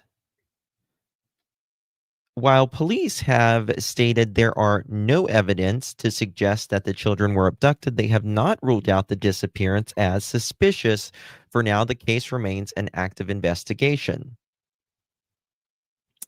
For locals, the lack of resolution has been devastating, as have the media frenzy and online speculation. What began as initial shock turned to cautious hope that the children would be found safe.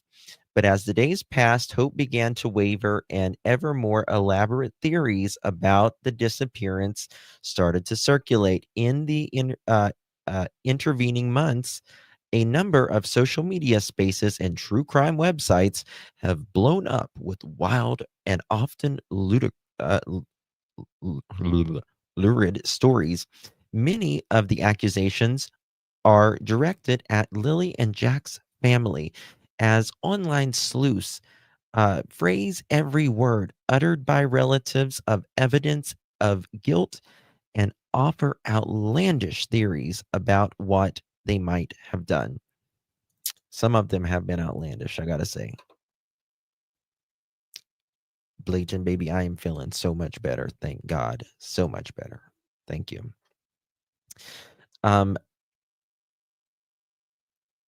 I personally think that I mean, I've never thought Lilly and Jack were at the reservation. I don't think anybody picked them up. I don't think Daniel and Malaya sent them anywhere. I think there was an accident or someone snapped and they did what they did, in my opinion. But I have seen some very crazy things out there that would be, this is real life. It's not a screenplay.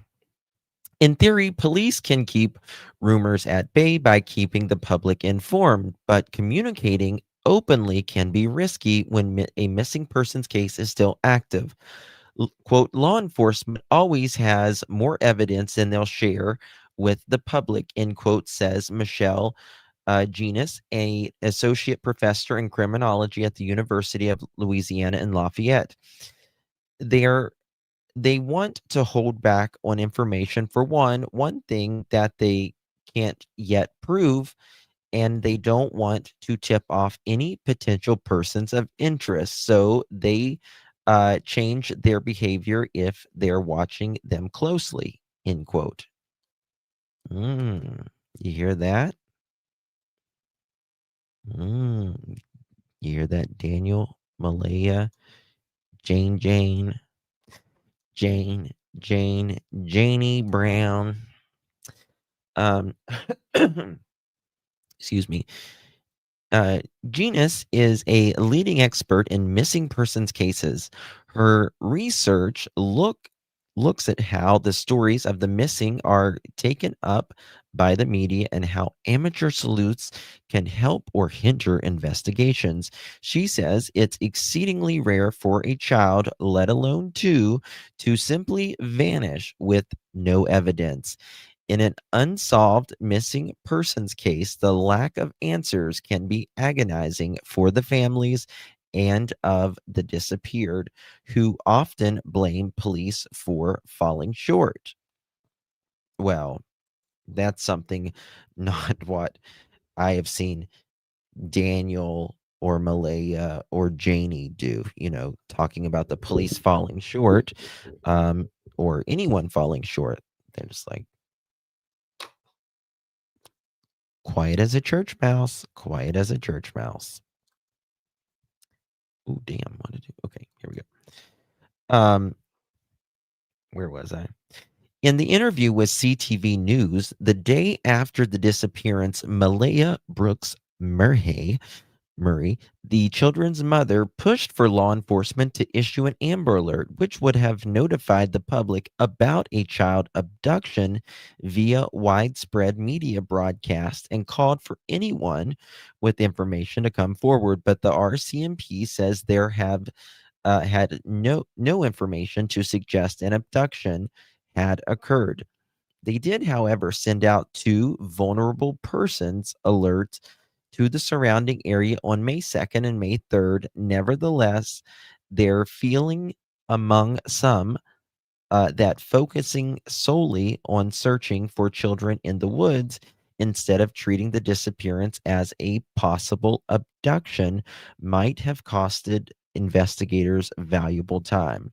The issue of emergency alerts in particularly raw in rural Nova Scotia 5 years after the RCMP were criticized for waiting too long to send out the electronic alert, as Gabriel Wortman impersonated a officer and led a rampage of, I'll just say, red rum and arson in a string of communities not far from Pictou County. Watch The Fifth Estate. If you've never seen that about Gabriel Wortman, watch The Fifth Estate. What happened in Canada? Oh man, that was a blunder on RCMP. You want to talk about a blunder. No Amber Alert was issued. No, they couldn't have issued an Amber Alert because there was nothing to say that the children had been taken. They didn't have a car. They didn't have, a suspect. They weren't seen. I mean, how could there? How many people died in that blunder? Oh, it was bad.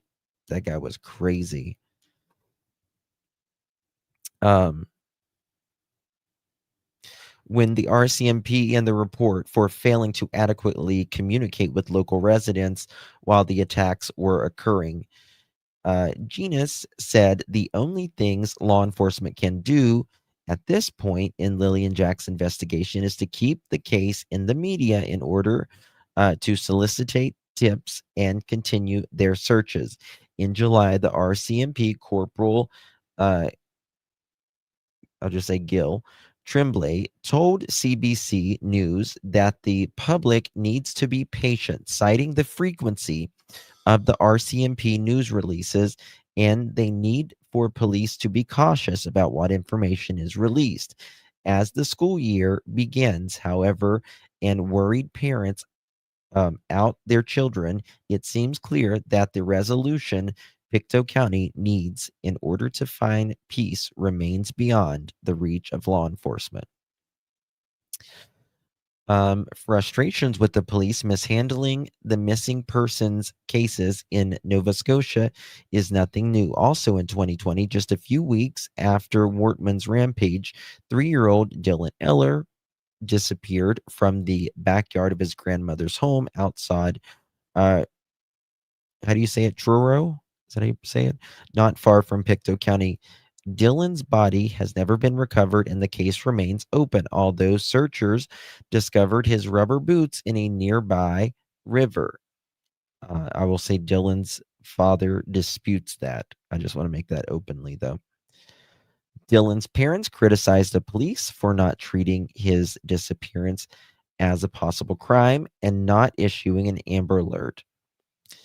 Again, I think they really couldn't have issued an Amber Alert because they didn't have anything to do. But here we go. In the case, let's find here where they talk about Daniel. While Martel has been highly visible in local and national media, Brooks Murray has chosen not to speak to reporters since the day after the disappearance, a decision her mother told CBC came with the advice of the police. That is absolutely incorrect. RCMP said, be mindful. The children's parental grandmother, Belinda Gray, meanwhile, is calling for a public inquiry into the disappearance, which would include looking at how police handled the early stages of the investigation. Martel's mother, Junkyard Jayne, who owns and lives on the property from where the children went missing, is also critical of the RCMP's initial handling of the case and is unhappy. She's always unhappy, though. The police updates to the family have slowed down. In an interview with CBC, she complained of drones flying over her home and reporters showing up at the door unannounced. They bribed me with cigarettes and dog treats. You sent me a text. Okay. Cigarettes and dog treats. Oh,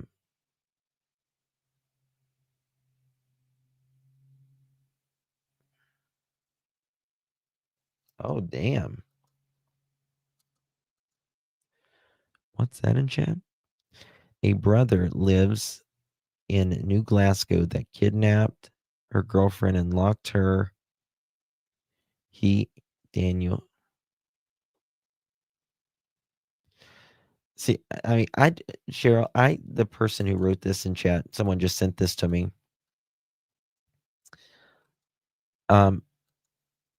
I will say that I do not think that, someone just wrote this in chat a second ago. I do not think that the kids would be sold, but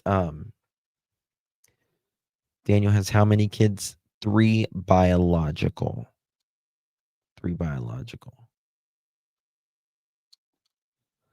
But Janie wants to pretend she's the victim of being an interviewee because they enticed her with cigarettes and dog treats, says this 60-some-year-old broad. Got it. Thank you, Janie. The children's parental okay, I read that part. Janie McKenzie, who also lives on the property, RCMP initial handling the case, is unhappy. Okay, in interview where CBC. She says the barrage of online accusations against her son has turned her life upside down. Quote, I want the rumors to stop, quote, end quote, Miss Janie says.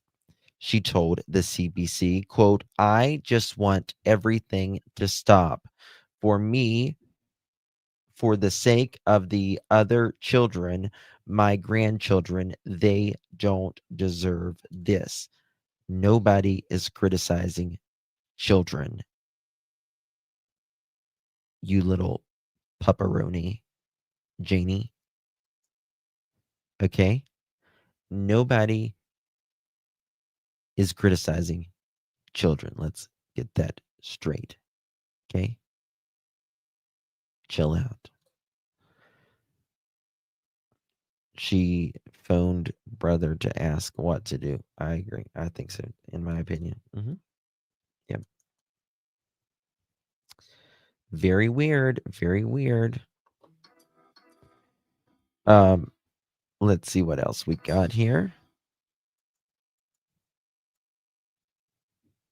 One second. What's going on with my phone?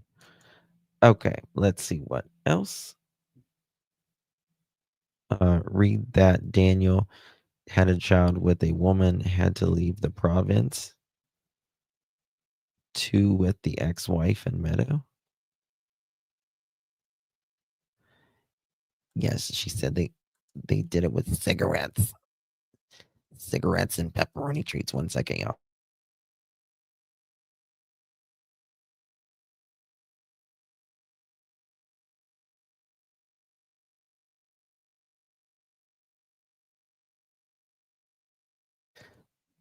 Hola. Hola is what you. Did they say hola, Janie? Did the reporter say hola? Oh my God, this woman. I'm telling you.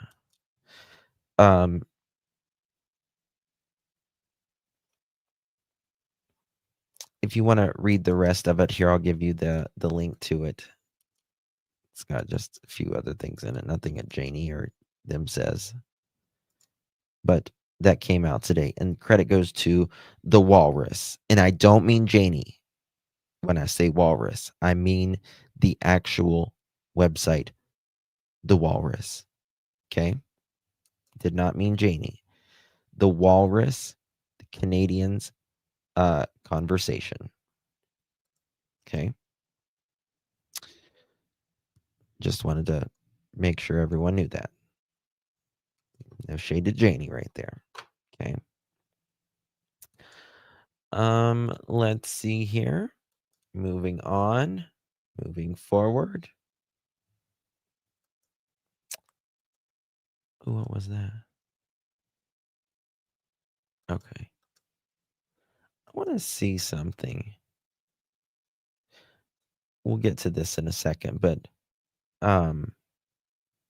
what does Daniel say right here? Give me 2 seconds, guys. I need to go through all I need to go through all of these.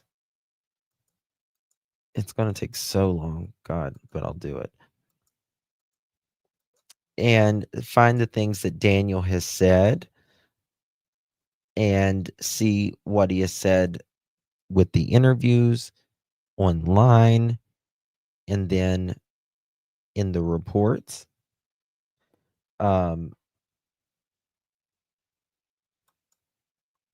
let's see here. We want to, this is what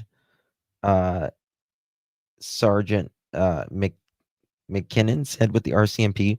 We want to go back to increase the likelihood that all clues will be found. And that's the thing. You cannot go through, these two children could not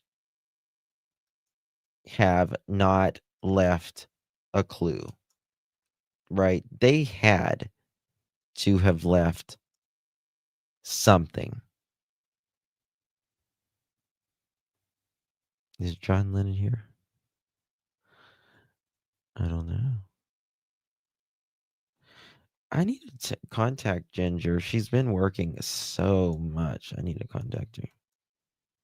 You're going to be comparing for days. I know. I know. And here, the RCMP said that factors such as the probability of the children's survival, the time elapsed since the disappearance, and the weather conditions had been taken into account. And that she acknowledged that the first time that the probability of them still being alive was very low. It's difficult terrain, said Amy Henson.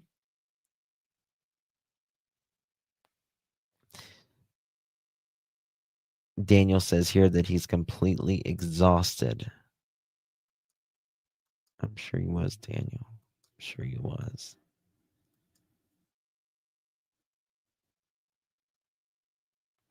Hold on one second, guys. Can I look at something real quick? Do y'all mind?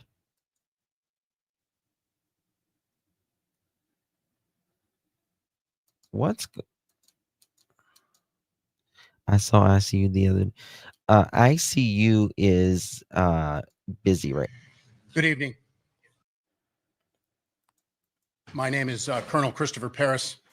I serve as the Commissioner of the Pennsylvania State. Having been said, we would like to advise the community that there is no current active threat. The situation today involved suspect law is enforcement here? officers who were shot. I can confirm that the Thank you, Hobo. Thank you, baby. Appreciate you. If you receive that, make sure you thank Hobo.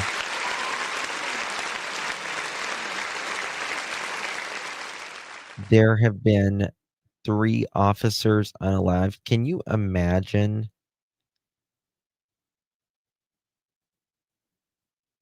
these officers losing 3 of their mates in one time? He unalived himself. shooter is dead. Hell. I can confirm that there were 5 law enforcement officers who were shot today. 3 fatally, 2 that were transported here to Wellspan Oh, in let me York. find They are something currently neat. listed I found in something. I'm critical gonna show you but about stable this. condition. The District Attorney of York County, who is no stranger to this community, or in collaborating with the Pennsylvania State Police, Tim Barker. I've spoken to him. The Pennsylvania State Police has been asked to convene a major case team to conduct the lead in this investigation with the assistance and in collaboration and in partnership with the York County District Attorney. I can assure you that all of the resources of the Pennsylvania State Police are being brought to bear. There is still very much an active scene at Caduras Township, York County. Later this evening, the District Attorney will have more information to release. I can tell you that the Pennsylvania State Police have taken over calls for service for the Northern York Regional Police Department, and we will continue to do so to support our partners. I can tell you that I've spoken to the special agent in charge of the FBI out of Philadelphia, our municipal partners and county partners here in York County, and we've received multiple offers of assistance from our fellow state partners to include New Jersey and York. But we have a very large investigative scene.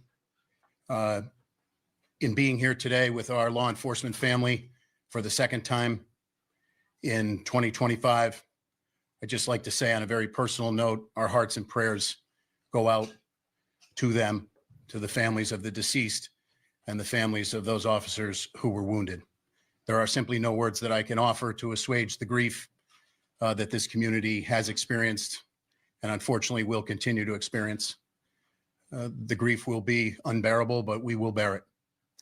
So we stand here today united for our partners all across the law enforcement spectrum, and we will not rest until we've conducted a full, fair, competent, and thorough investigation into this matter. Lastly, I would simply ask to the community here in York County and beyond, all across Pennsylvania and all across our nation, if you could keep the families that were touched by this tragedy today in your thoughts and prayers. Please give them a solemn thought. And to the women and men who are working diligently right now to push this incident forward and the investigation forward and the aftermath that will have to be dealt with and persevered through, our hearts and prayers are with them. Thank you very much. I'll now turn it over to Governor Shapiro.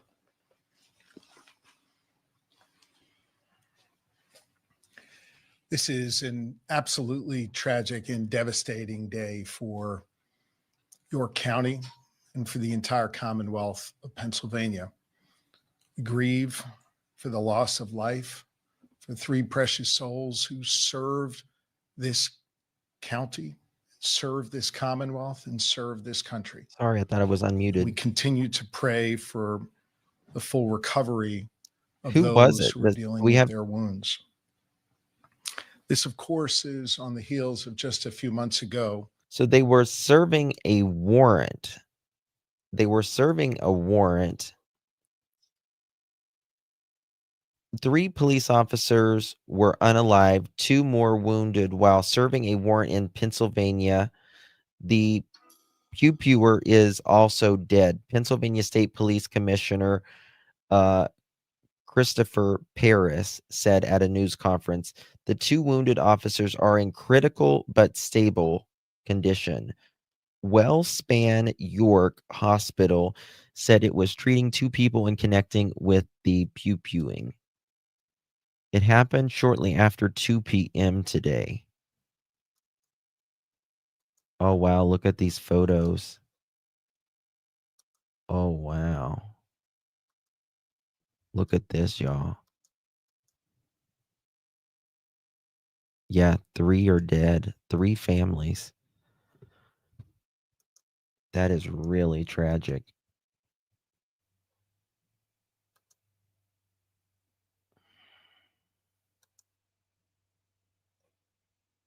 That is so bad. It's hard to let me see. Look at that.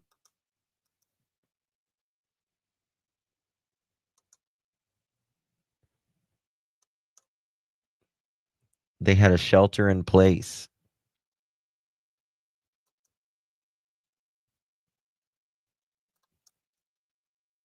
Had to be like really, really bad for law enforcement to hold procession for 3 fallen officers unalived. Wow.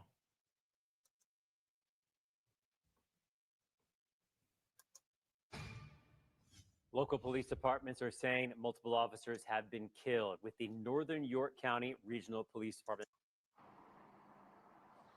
Yeah, hey, so we know that Governor Shapiro is just moments away from taking the stage, but let's break down what we know so far. So this was an officer-involved shooting. We know at least 3 people are dead and 2 are injured. New into the newsroom, we're finding out that the officers were with the Northern York Regional Police Department and the York County Sheriff's Office. So this is in North Codorus Township in York County. So the officers tell us that this happened around 2 p.m. and there were multiple crews that were called to the scene along Har. I was watching a police officer give a warrant, a body camera, and a guy pew-pewed him, the police officer, and he died before. And it's usually many times it's with DV or like kicking them out of the house or something. What like happened? the shooting had just gone on and on. So information is flowing into the newsroom. This is a fluid, developing situation. We know 2 people are in critical condition at WellSpan right now. I mean, for this person to hit 5 officers, that's crazy. That's big. But that's all I have right now. We know that the community has also been in shock and very responsive to this situation. So for that, we're going to go over to Yasmin Cowan. Yasmin? Grace, well, I'm on York Road right now, and 2 minutes from where I'm located is where the shooting took place. And I spoke to a number of residents, people nearby who heard about what happened. I spoke to one lady who lives here.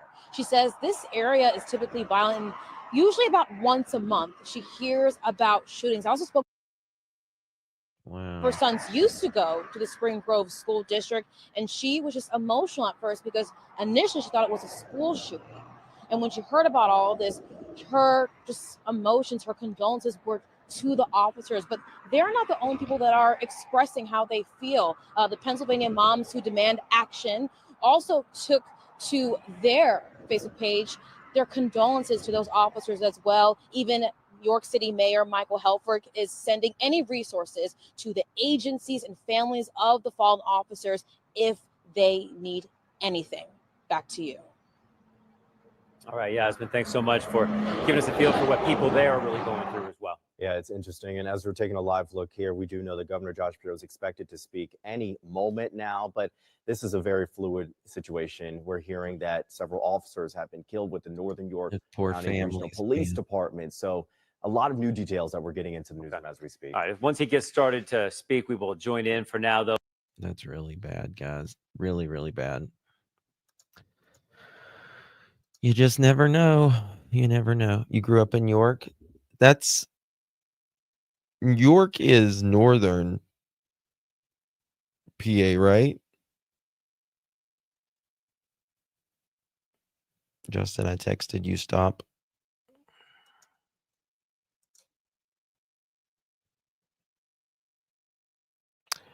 Oh, wow. Sherry, I'm so sorry.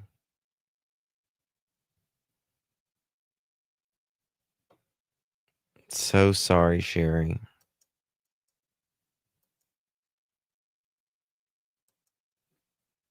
Pearl said arrest. Yeah, it was arrest warrant. Yeah. God, I don't know what's wrong with people anymore. I really don't. Lost their minds. I mean, let me see if there's anything else here. Look at this photo. Very middle, close to Maryland. Okay.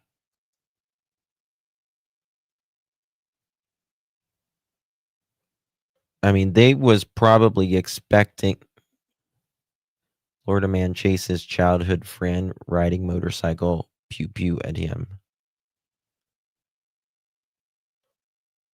Good Lord.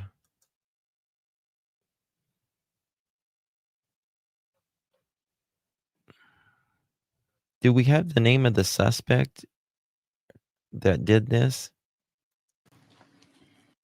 That these families, too proud they are of their loved ones who put on a uniform to keep us safe. Ways that we think not just about those who wear the uniform, but those who stand behind and next to those who wear the uniform every day. These families are extraordinary, and I hope you'll join me in prayer for them. I had some time to spend with the law enforcement who are gathered here today, who ran here because they knew that their brothers in uniform were in danger or their lives were cut short. I'll just share with you what I told them. The entire Commonwealth of Pennsylvania respects them, and we have their backs. And we so appreciate the work that they do every single day when they go out to keep us safe, when they go out to protect our freedoms and our rights. This is something that sadly we only tend to share in times of tragedy. I think it is important that this Commonwealth knows that every day we appreciate those who put on the uniform and those who keep us safe. There are others here at WellSpan who wear different kind of uniforms. And I want to say thank you to the doctors, to the nurses, to the staff here at this extraordinarily wonderful healthcare institution that sadly has seen too much trauma.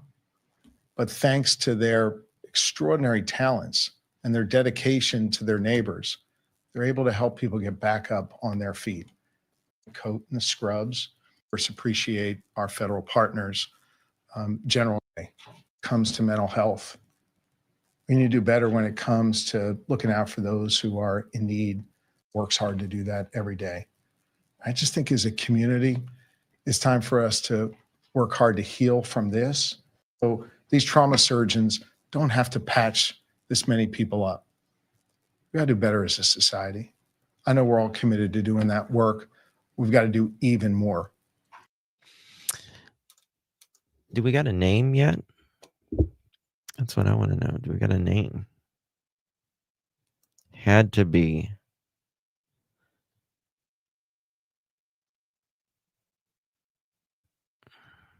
Other than 911, the highest number of LE deaths in once is Waco and one other less known event. It's a rare day that 5 are shot and then 3 dead.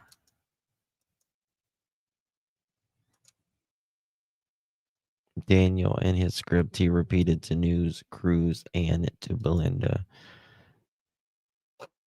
Yeah, and then he also said the opposite, though.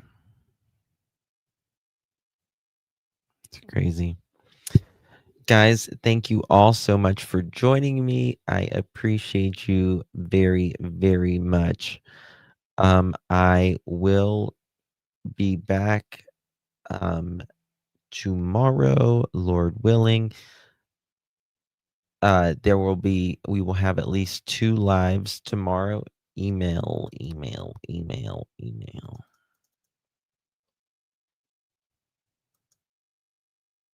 What's this?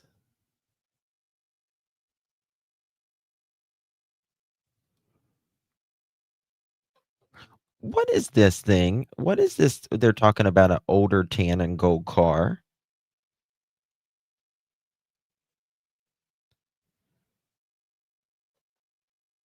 What is this?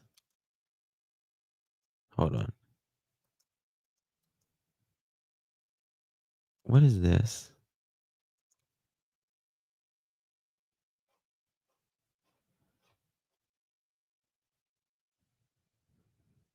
I don't know what this is. Look at little Jack and Lilly. Poor coats are filthy. Little Lilly.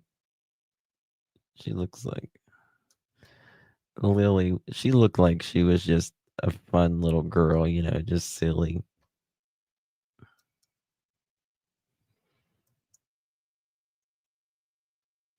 Night. Oh, are you warm, Jen? Night plant lady. I don't know. I don't know what does it say for? The woman described a Caucasian 50. This was that. Okay. It was that woman who allegedly saw what she thought was Jack and Lilly. I had to go and buy French fries and a sundae tonight. There you go, girl. Remy and I ate some today. And zoo. That's what that is. Yeah. That's right. Hug your loved ones. All right, guys. Love you all. Appreciate you very, very much. Yeah, I don't think Jack or Lilly were there. You go, girl, and Zed. That's what your girl says. I know. I'm so glad I'm feeling better. Feeling better. So glad. Thank you, Lord.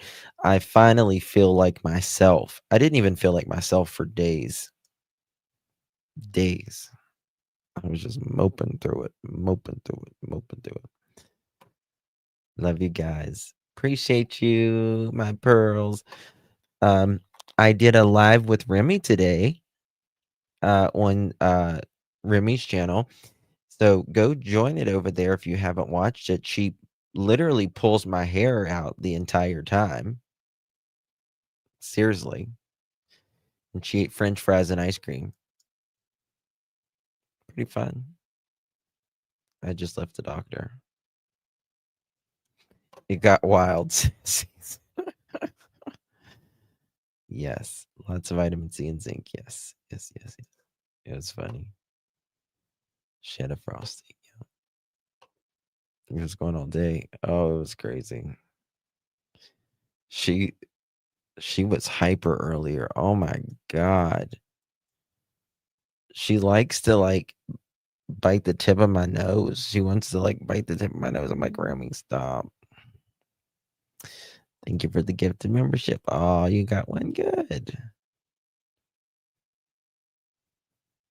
Can you move completed lives over to long format videos? Lady Gracious, do you mean just, you want them just under a video? Is that what you mean? You want me to break them down to smaller bites?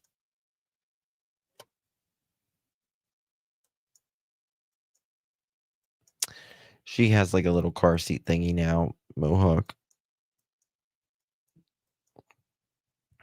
Those straws are gone quick. You should be able to hype them afterwards. After the live is done, you should be able to hype this. Yeah, Adventures with Ernie Pearl. There it is.